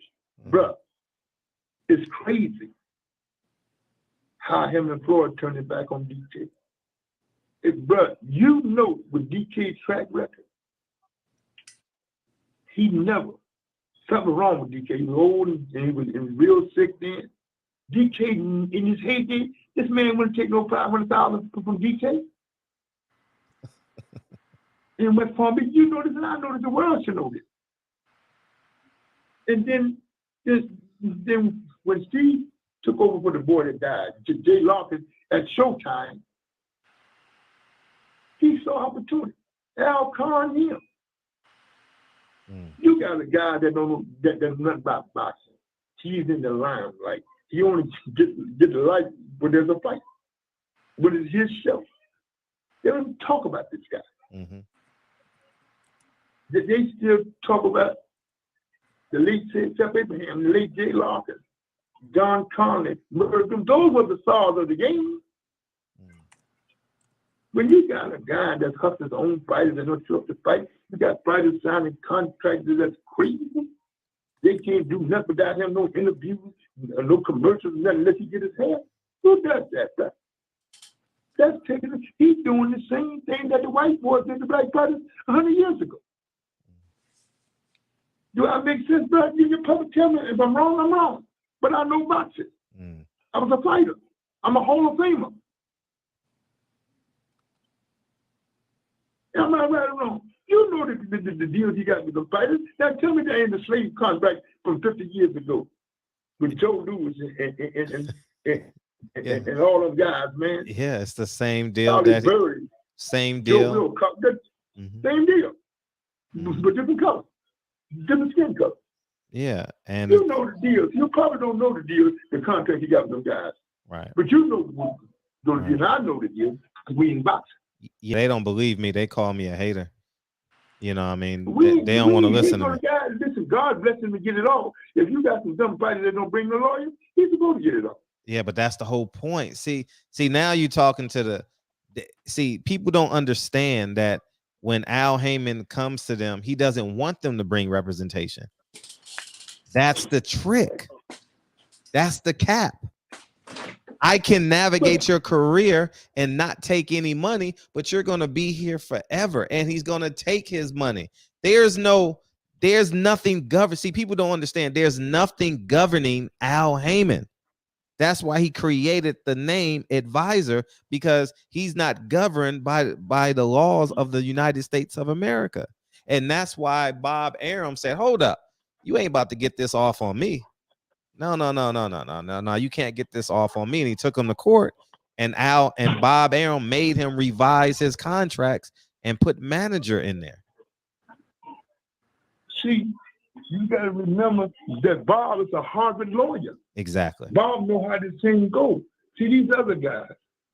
See, Bob, he tried that stuff. That's why it took so long to make the manuscript. Because Bob said, we ain't doing this. See what I'm saying, bro? You know what I'm saying? You probably need to understand these guys is being jerked by him, their brother, so-called brother, the same way Joe Louis, Will Cock, and all them guys that got jerked by the guys of yesteryear. The only one that get jerked was Ray Robinson. Ray had all the Mississippi gangsters around here, had the whole Harlem around here. Joe had Harlem, but they loved the Ray better. See what I'm saying, bro? All right, my brother. We good now? Yeah. You know, we did a show yesterday. And the title of it was called False Prophets. I know it was 2 days ago. False Prophets. And here we go. Yeah, yep, exactly. Here we go. You're exactly right. But I'm gonna make you pay for it anyway. Y'all, the public, I'm gonna make Fred buy me some groceries because he going to the prophet. I'm gonna make peace be upon all the prophets. Bismillah, Alhamdulillah, Adina Sharakum. May Allah bless all the prophets. Peace be upon them. Go ahead, Fred. You want to pay for this, bro? No, I'm just asking. Do you think that Elijah, because Elijah Muhammad said he was God in the flesh, was Elijah Muhammad God in the flesh? No, he never said that. He did. He said that God. He never said that. He did. Said that. Listen to me. He said that Master Farad came in person. Okay. He never said that he was God. He said, "I come to clean you up. One will come after me." I gotta go now, Fred. I need you to hear something. I gotta go now. No, I need you to hear. No, I need you to hear something. Listen to this. I gotta go. No, listen. If I say it's gonna cost you, no, I need you to listen. Listen. Yes, sir. But I represent to you God. Oh, he hung up. See, you don't want to listen to that shit, motherfuckers. See, motherfuckers don't be wanting to listen, man. Kyle ran off, man. Anyways, man, you know he was in the Nation of Islam for up 10 years, so we go back and forth on that all the time. So, anyways, man, I want to talk about Bob, but damn, he left so quick. But anyways, man, welcome back to the show, and it is what it is, man. And I'm just gonna tell y'all fighters, y'all gonna thank me when you're 40 years old, and you're gonna be like, Fred, you were right. You were so fucking right about this shit, you know. And I don't care if you don't like me, do like me, hate me, despise me, a coon. What else am I? Hate black people, hate black women. What else y'all gonna say about me? Y'all can have all those titles. You can say it as long as you want, as much as you want. I ain't changing. And I'm only gonna tell the truth. And the truth is, Al Haymon done fucked these fighters' careers up, and he done fucked the fans' perspective up. The fans are, and I told you, I woke up in 2018 at the Gary Russell, whatever that Golden Boy fighter name is, Jojo Diaz, and I was like, oh shit, this nigga want to make money off racism. When he canceled the press conference on me, when I was going to ask Golden Boy about those nigga emails, he canceled the press conference. I swear before God. And I was like, oh shit, this nigga, I got it. And I just kept my mouth shut. And the same thing that they say the white man does, hey, come with us, man. Come with us, man. You know, sign with my people. Here's your white guy that's going to handle your money. Here's your agent. Here's your lawyer. Here's your PR person. Same thing Al Haymon did. Hey, come on, brother. Sign with me, brother. Why wouldn't he say that? The white man going to get you. But these fighters don't understand. Every time you fight once a year, not only is it the salary, it's your compound interest off of your fight. Don't you know what an extra 20,000 followers will do for you on Instagram if you're selling product, because there's life after box. Every time you fight, you get 20 to 100,000 new followers. Just the followers alone. And then more people gonna know you. So that means you don't even have to introduce yourself. The room knows who you are. And I think that these fighters gonna have to wake up. And that's why I like, there's a piece of me inside of me that loves Adrian Broner. You know what I mean? Fucking loves Adrian Broner, because Adrian Broner has moments of clarity, and he shouts it out. He shouts it out. He doesn't keep those moments of clarity to himself. And he's going to be in the limelight probably the 20th, 23rd is he fighting? The first week of August, Adrian Broner is going to start being the headliner after Danny Garcia. And he's going to be on live. He's going to be doing that show with his trainer. And he's going to have moments of clarity. And I'm totally looking forward to that. And I can't wait for that. Tank Davis has moments of clarity when I'm with him. But because Tank Davis understands, but I don't want him to cower out. So I'm going to stay on Tank Davis, because Al Haymon can't stop Tank Davis. But he probably want to lay low to after his trial in September and do the right thing. And then, plead out, pay some restitution, and then quietly handle that civil case. If those other people got a lawyer, but I'm sure they retained a lawyer. Whenever you get hit by a person in the car that's a multi-millionaire and they got insurance, shit, you better get a lawyer. You know what I mean? So, but it is what it is, man. And we're coming back tomorrow for an awesome show. And this was a pleasant surprise. We got Juan Vaughn coming back in. What's up? Hey, what's up, Fred? Hey, how you feel, Mike?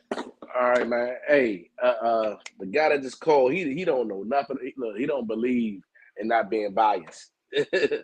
Like he's blunt, but man, that man is biased as it's gonna come. But my question is this, Fred: with all the promoters and everything going on, and especially with the way things are with Al Haymon fighters, and they supposed to have like their own promotion company, Why they can't just go do their own fight, put on their own fight, put on their own card, Listen. do the same thing he doing, grab a couple Mexicans because you know it's cheaper, go get a couple from Home Depot, and throw it on YouTube. You ain't even got to run pay-per-view. You can run it on YouTube, or you see if Netflix would do a straight streaming deal, or Prime, something where you don't even have to go to Fox or Showtime or PBC. Is that something? Is a reason why that can't be done? Jake Paul gave us, or one of them Pauls gave us the blueprint for that, and then Eddie Hearn jumped in and was like, "Hold up! We gonna overpay you. We're gonna overpay you, so that proof of concept don't get out." Okay, so it's basically it's easy to play with. People would rather just pay with the house money, but they complain about what they're getting. No, what I'm saying is the fighters see the fight. See, you got to work in order to upset the apple cart. And this is what black people got to understand. You got to work for this shit. You got to create a brand new infrastructure. Brand fucking new. We don't want to do the work. We don't. We don't want to do the work. You know what we want to do? We want to take the money and say, "Oh, it's cool. I'll vote for a black person."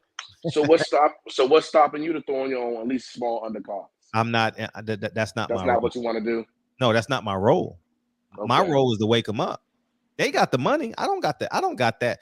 I don't get $7 million every time I show up. Well, no. I'm not talking about you probably can't. I understand you can't do a big fight, major fight, but the smaller undercards, up and coming, something like Jay Prince. You know, has he getting them on before they get too big? No, Jay Prince had a lot of money. Jay Prince had a lot of money. Now, he had the Ghetto Boys and Rap-A-Lot Records, and he had a lot of money. You know what I mean? But Jay Prince got paper. Yeah. No. I'm talking about he was getting the fighters before they were fully developed, and they was you got to sign them those multi-millions. Yeah, man. You gotta have money for snipings. Oh, snipings, yeah. No, you gotta have money for housing for some of these fighters, bro. Because you gotta entice them. You can't just say, "Oh, yeah, I'm gonna sign you." It's gotta be worth their while. Then you gotta be in a position to be able to put them on cards where it's like they be able to be seen. Because but something gotta give, man. Somebody gotta get off the pot of piss, man. Something gotta give. I'm just the awakener. You know what I mean? I don't have the capital to take on the fighter and pay his salary and pay for a fight slot. I don't have that. I mean, I have it, but I can't do it at the rate I needed to do it to make a difference. I would just be paying for a weekend. But my job isn't that. I didn't sign up to be a promoter. I signed up to be a voice of reason. I signed up to be the greatest version of who I'm supposed to be in this boxing game.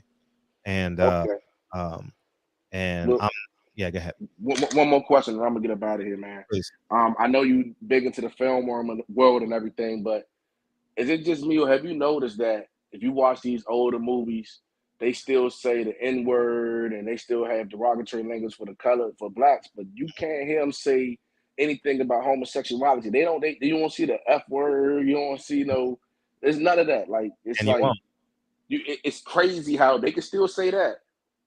Like, they still say nigga, but they can't say something else. And we still gonna go to the box offices and watch it. Not only that, we're gonna accept the jobs. Yeah. You know what I mean? Yeah. All right, man. All right, y'all. Y'all stay strong. Appreciate you. Have a good one, big dog. What's up, Kyle? You ran away. I wanted you to get something in. What's up? Yeah, man. I was trying to, man, but kids, bang. You know what I mean? What's your synopsis? I mean, I've been saying this. I mean, I kind of came to the realization before you did, and it's crazy because you got all the heat for calling out Haymon when I called him out before you did. So you got all the heat. Because I mean, Rob, because I had been saying it, and you was like trying to take up for him a little bit, and then you was like, hell no. Nah. Because I mean, I think you had got a call from a fighter or something. That I think because it was right before Lonnie B, where you was like, man, I ain't fuck with this nigga. But I wasn't fucking with him before that, because I'm like, dog, what the hell's going on? Because the Errol Spence fight in LA was the last real card. We talked about this thousands of times, where we had multiple black fighters, But even then, it wasn't enough black fighters on that card. Remember, I said that. And then now it's just, and I had a conversation today with somebody where if the fighter ain't with Al Haymon like directly, or GTB Promotions directly, or Samson, nigga, you can forget it. Wow. If you with King's Promotions or a sub promoter like Cameron Duncan or something like that, man, you in trouble. You've been doing your research. You said King's Promotion. I'm just naming all the smaller ones. You know what I'm saying? That's like the biggest, smallest one. You know what I'm saying? I got you. Yeah, but if you not with the big dog, shit, you can forget it. If you ain't signed, Mickey Bay told us that a couple months ago. If you ain't signed with him directly, you fucked. Shit, if look you at signed with Danny. Mayweather's Promotions, you fucked. You know what I'm saying? Danny Garcia ain't fought in a year and a half. His last fight was December 5th, 2021. But that's on him though. I think that was more on him than it was Al Haymon. I'm not gonna put that one on Al Haymon though, because you got to think that was on Danny this time, because Danny could have got back up in that thing. You know what I'm saying? Danny could have got back in there. I'm not talking about that. I'm talking about the length of time. Well, I'm saying I think that was on Danny though, because Danny, if you watch him on Instagram and all that motherfucker wasn't thinking about boxing. You get what I'm saying? I would agree that he was kind of displaced for a minute mentally. Yeah, man, he wasn't. I agree. We can blame Al Haymon for a lot of shit. Danny Garcia ain't one because that's his boy, and you see what he did for him. He put him right back on the main stage in a place where he can get some money. Let's be real, like certain people out they his boys, so you can't. Danny and Leo. Huh? Danny and Leo. Yeah, you ain't. And Earl, you going? You know what I mean? You ain't. You ain't. Listen, there's a few guys where you ain't touching them. They gonna get their money, regardless of what's going on. He gonna put them in a position to be great. Andre Berto, another one. You know what I'm saying?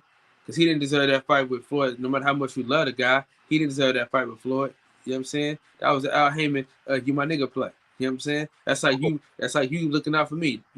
I'm your nigga. So it's like, throw him a bone. That's exactly what it was. Yeah, it's throw him a bone. You know what I'm saying? I was listening to that phone call. Yeah.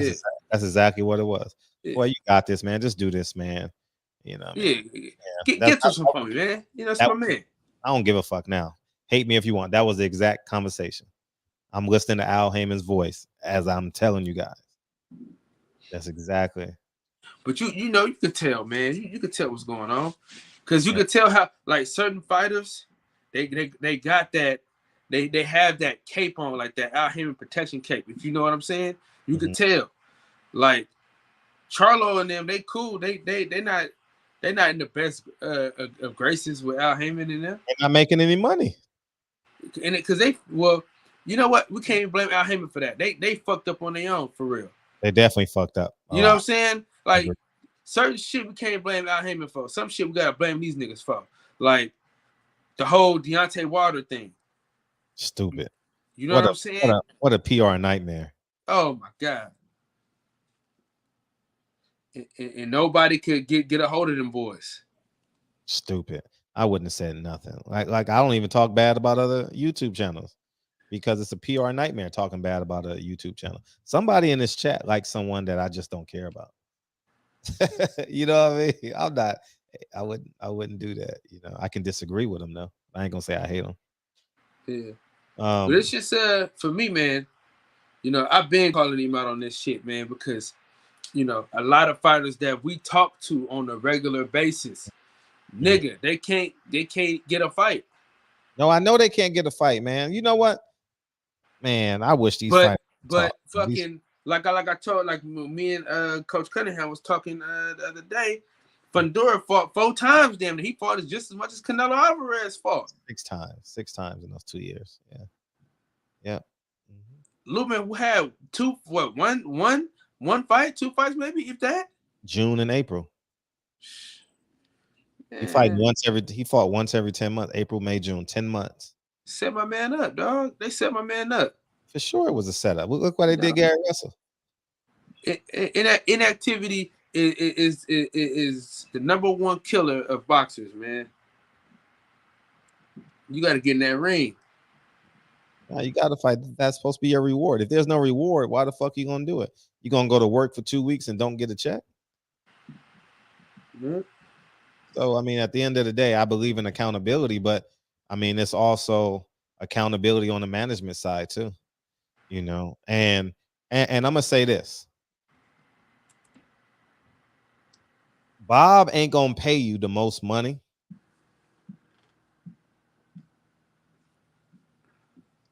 But only if you're an elite fighter. See, if you're not an elite fighter, you shouldn't. Who gives a fuck? Like you're basically in those slots.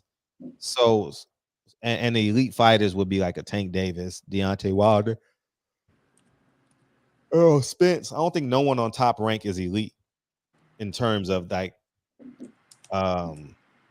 they being underpaid. I don't think they're being underpaid.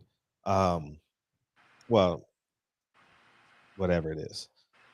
So when these fighters got to understand, if you're getting paid $2 million a fight to fight twice, 4 to 5 times in 2 years, and you're getting paid one time to fight $3 million a year, who's winning? Top ranked fighters gonna fight 5 times, you're gonna fight 2.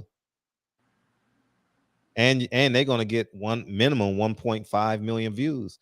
On Showtime, you're gonna get 250,000 views. Yeah. You know, the last time they hit 1 million was Wilder, but they just missed it because he knocked them out in the first round. It would have been 1 million if it could have got to the 3rd round. So, I think we got to eliminate our what's that term? What's that term? Tribalism. We got this tribalism thing. And tribalism in boxing doesn't really work because it fools the fans, you know. It tricks the fans. What you mean tribalism? What you mean? Tribalism, like I'm hanging out with you because you're black. I'm hanging out with you because you're Mexican. Tribalism. I'm part of a tribe. Good question. And I think that fans better wake up. Y'all better start telling people to start listening to the barbershop, because I'm gonna be right. I'm gonna be in 2 years, 3 years. I'm like, damn, where's Al Haymon at? Motherfucker gonna be on USA Today. It's just a tragedy, man. It's just a flat out tragedy, man. Earl Spence is on pace not to fight this year. It's month number 8 next month. Month number 8. So that means the earliest it can be is month 11. I'm just hoping. I'm hoping something shake, man. You know what I mean? I want the fight. I'm not wishing ill on the fight. I want the fight. Yeah, I'll be honest with you, man. Like I say, man, I don't even want to talk about the fight, brother. I'm with you on that. You know, I'm done. I've been stopped talking about that fight if I could help it. You know, but people love the fight so much that they can't shake it. I can shake the shit out of it. Mm-hmm. What value would you got any questions for me, by the way? No, we're just chopping it up. Okay. I don't want to make it seem like I'm just asking you all these questions. How would you grade Floyd Mayweather as a promoter? C- at best. At best. You know what gave him a C? No. Gervonta Davis. No, you know what? You gotta give him a B. You gotta give him a B. Tell us why. Because he got Rolly hella money. Like he got Rolly paid. Rolly did not deserve none of that paper. He got paid. He got Rolly paid. So I give him a B for that, because we knew better than to buy that fight, and niggas still bought it. So you got to give a nigga some credit for that. You know what I mean? Yeah. How about the other 15 fighters on the stable? He lost. He lost the best fighter he had though. Like the other than Tank guy. You know what I mean? Like I like Richard Hitchens. I thought he was a good fighter.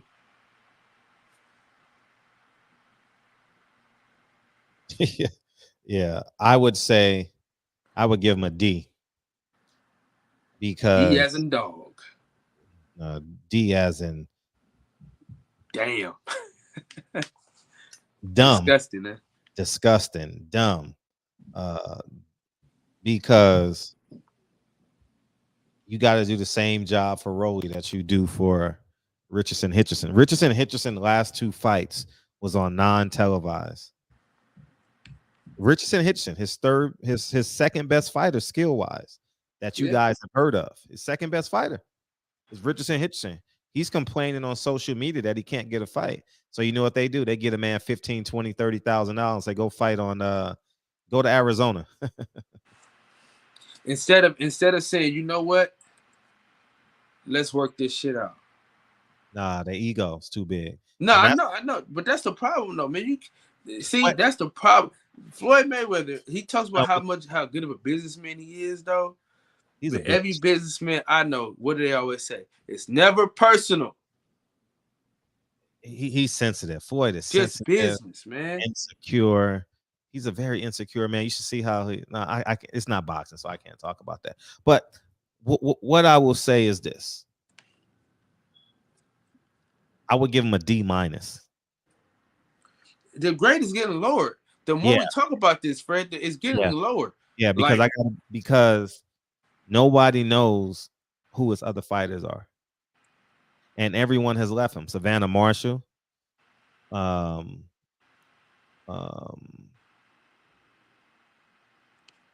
guy Richardson Hitcherson. Think about this, Fred. Andrew Chabiti, Mickey Bay. He didn't sign Carissa Shields. He signed Savannah Marshall. That's why I don't understand how Carissa Shields be so. She can be so hard with me, but be so. I don't even want to talk about it, man, because she gonna think I don't like her.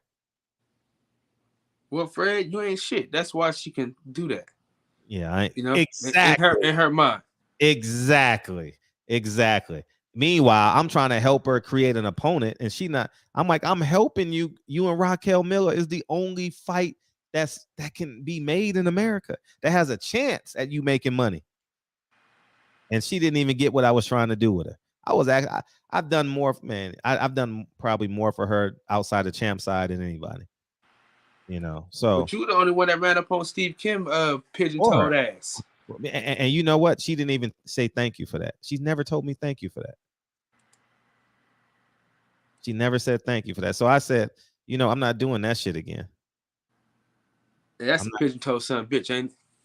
I don't remember. No, I just seen that nigga the other day. Pimp Black Champions. I like that shit. PBC. Who said that shit?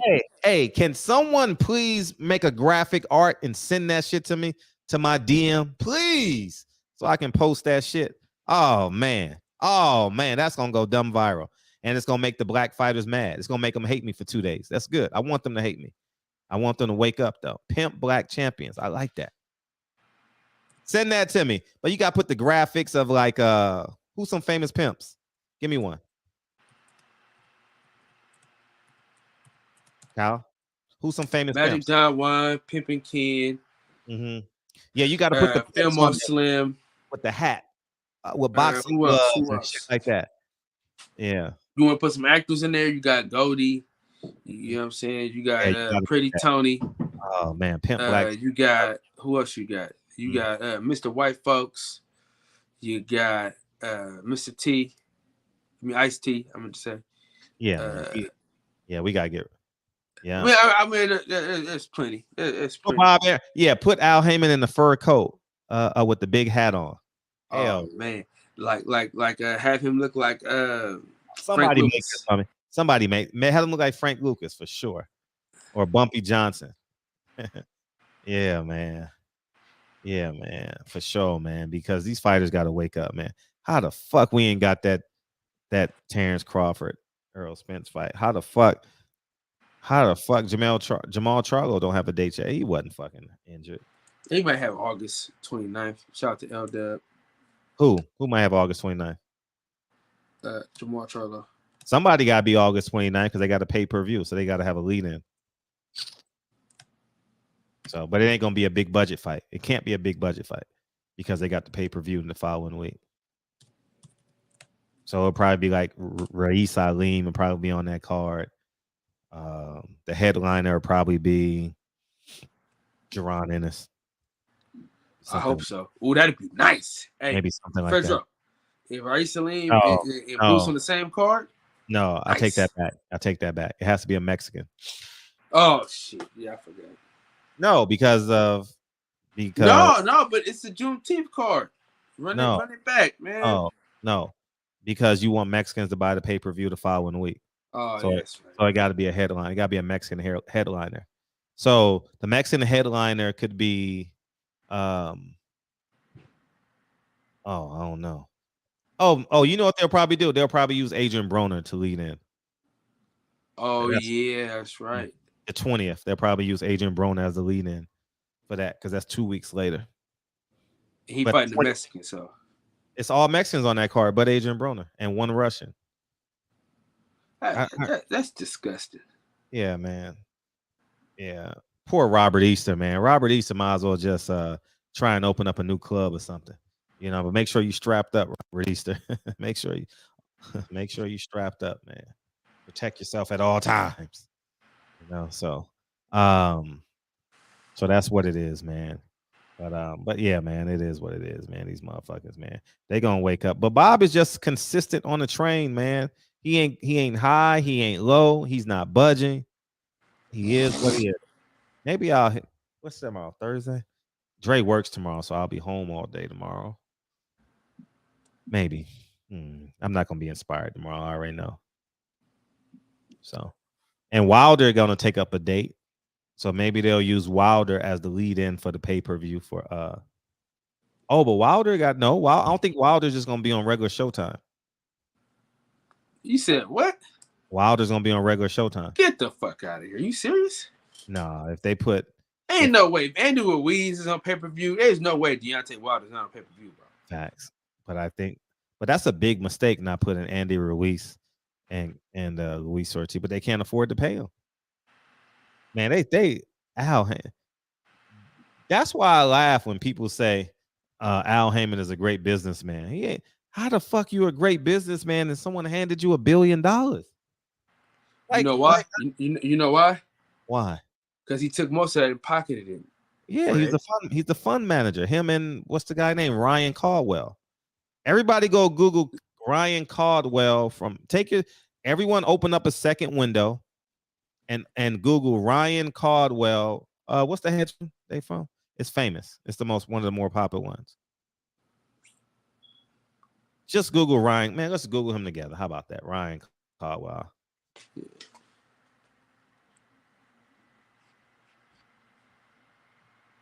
I think that's his name. He's the fund manager for. Let me change this time. Let me edit this real quick.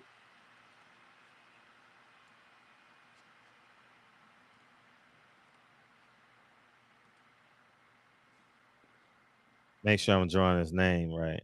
Ryan Caldwell. Let's see if I got it right. I think that's his name. Yeah, Ryan Caldwell. Waddell and Reed.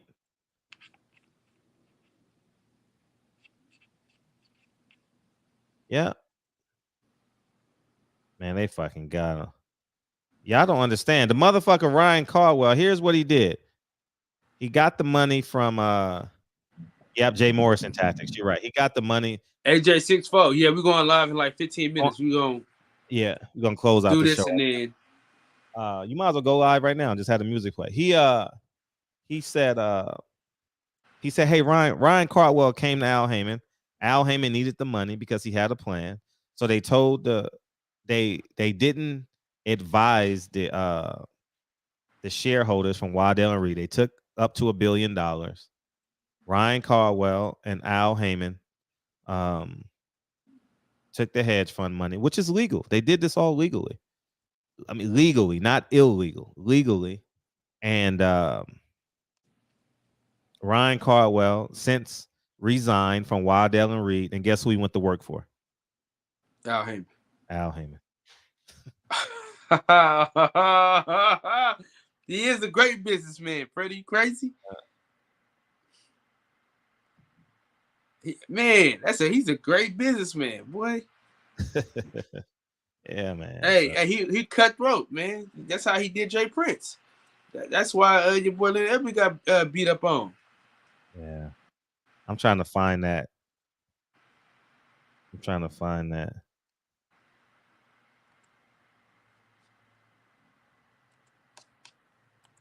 Nah, Haymon ain't going nowhere. He got the talent. He got the talent under contract. He's gonna forever be in boxing. These motherfuckers can't go nowhere. But when they start aging out, it's gonna be rough on them. Because Al Haymon don't sell tickets. No PBC event sells tickets. Danny Garcia is like half off. They got a special right now, half off. I got the email on it. And it was on Instagram. I'm sorry.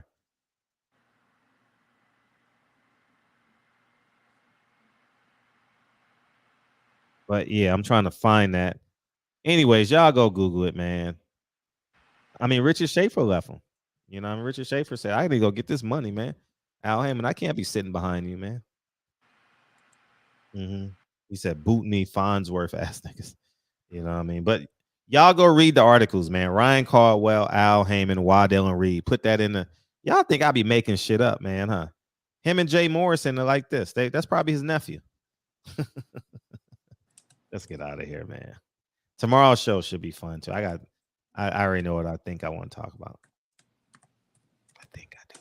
I think I can. Bob Arum is so far beyond because Al's not giving us the fucking fights. I mean, he's pacifying us with names, but it's not truly the fights we want. Yeah, we wanted David Benavidez to fight David Lemieux. I'm sure we wanted that fight. but we get tricked with the name because David Benavidez is a name. You know. I'm sure we wanted Adrian Broner versus Omar Figueroa. I mean, yeah, that's a good one. That's a really good one. Yeah, so. Tank versus Rolly. We really wanted that one. Yeah, that's a tough one. Yeah, that was man. I dreamed about that fight for years.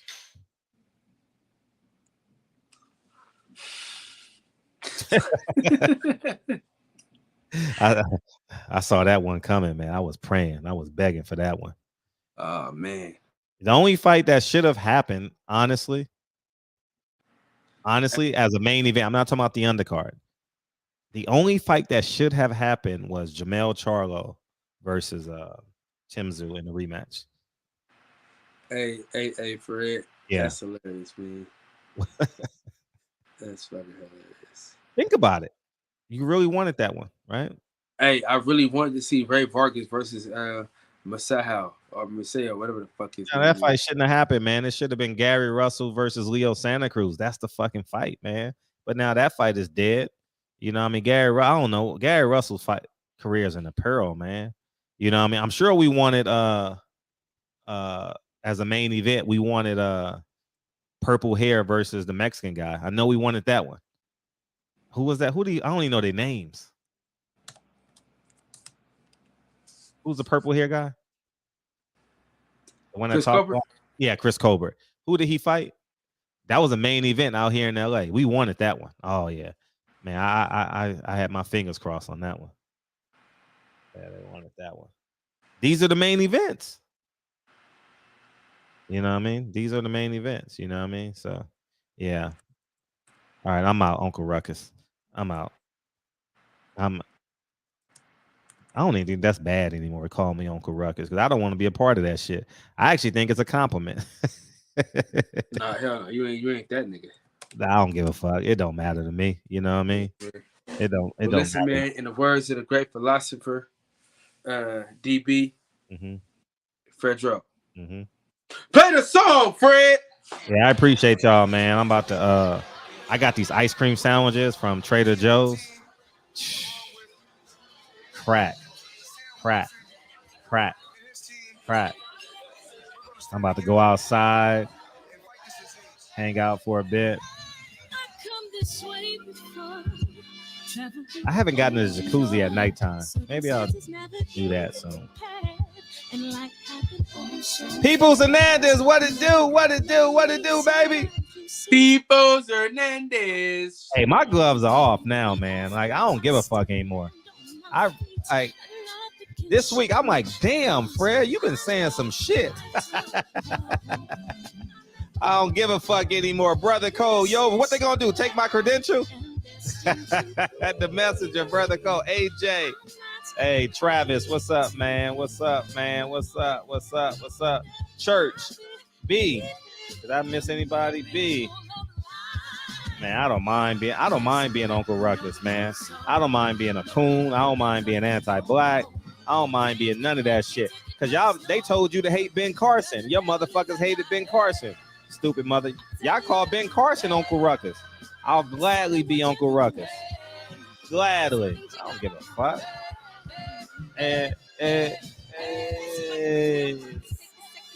Meanwhile, y'all getting robbed and clapping your hands. No, don't talk about Jay Morrison. That motherfucker squandered $12 million and Al Haymon blew $1 billion. Distance. When's Jamel Charlo fighting again? He got a date yet? I'm asking. Asking for a friend. Jason, yeah. When's Jamel Charlo should have a date by now. He fought May, right? That's 2 months ago, right? Yeah. Oh, Shakur Stevenson is back. He made $2.5 million his last fight. He's back. I'm asking. You know what I mean? Damn. You know what I mean? So, I mean, I'm just asking.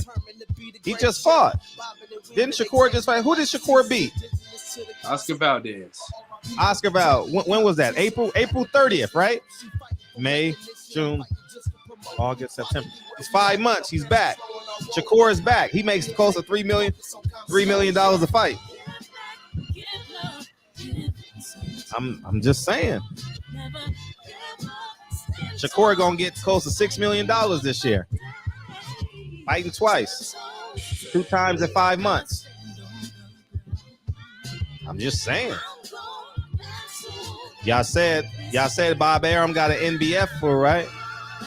Yeah, but them niggas love Bob Arum anyway, because they Devin Haney fans. You know what I mean? See, that's why it's a compliment. The same niggas that called me a coon are the Devin Haney fans. Stupid niggas, man. Niggas is dumb. Devin Haney signed the contract. I'm a coon because I interview him, and Devin Haney is smart. Devin Haney made a great business decision for signing with Bob Arum, and I'm a coon for interviewing him. That's why I don't fuck with niggas. They stupid. You know what I mean? You give a nigga $10 an hour, the nigga get happy than a motherfucker. You know what I mean? I'll pay you $11, nigga. I'll pay you $11 an hour. Stupid niggas, man. Niggas just stupid, man. Niggas don't make no sense, right? Am I right? Does that make sense? Niggas stupid. Niggas dumb. Hey. Oh, that shit funny because they called you everything with child of God, but they happy that he signed with him to get. Oh yeah, it was a great business decision. Oh man, he's daring. Devin Haney is daring to be great. Stupid niggas. Nigga, go vote for Joe Biden, nigga. Stupid niggas. Peace. Hey, hold on real quick before you go. Yeah.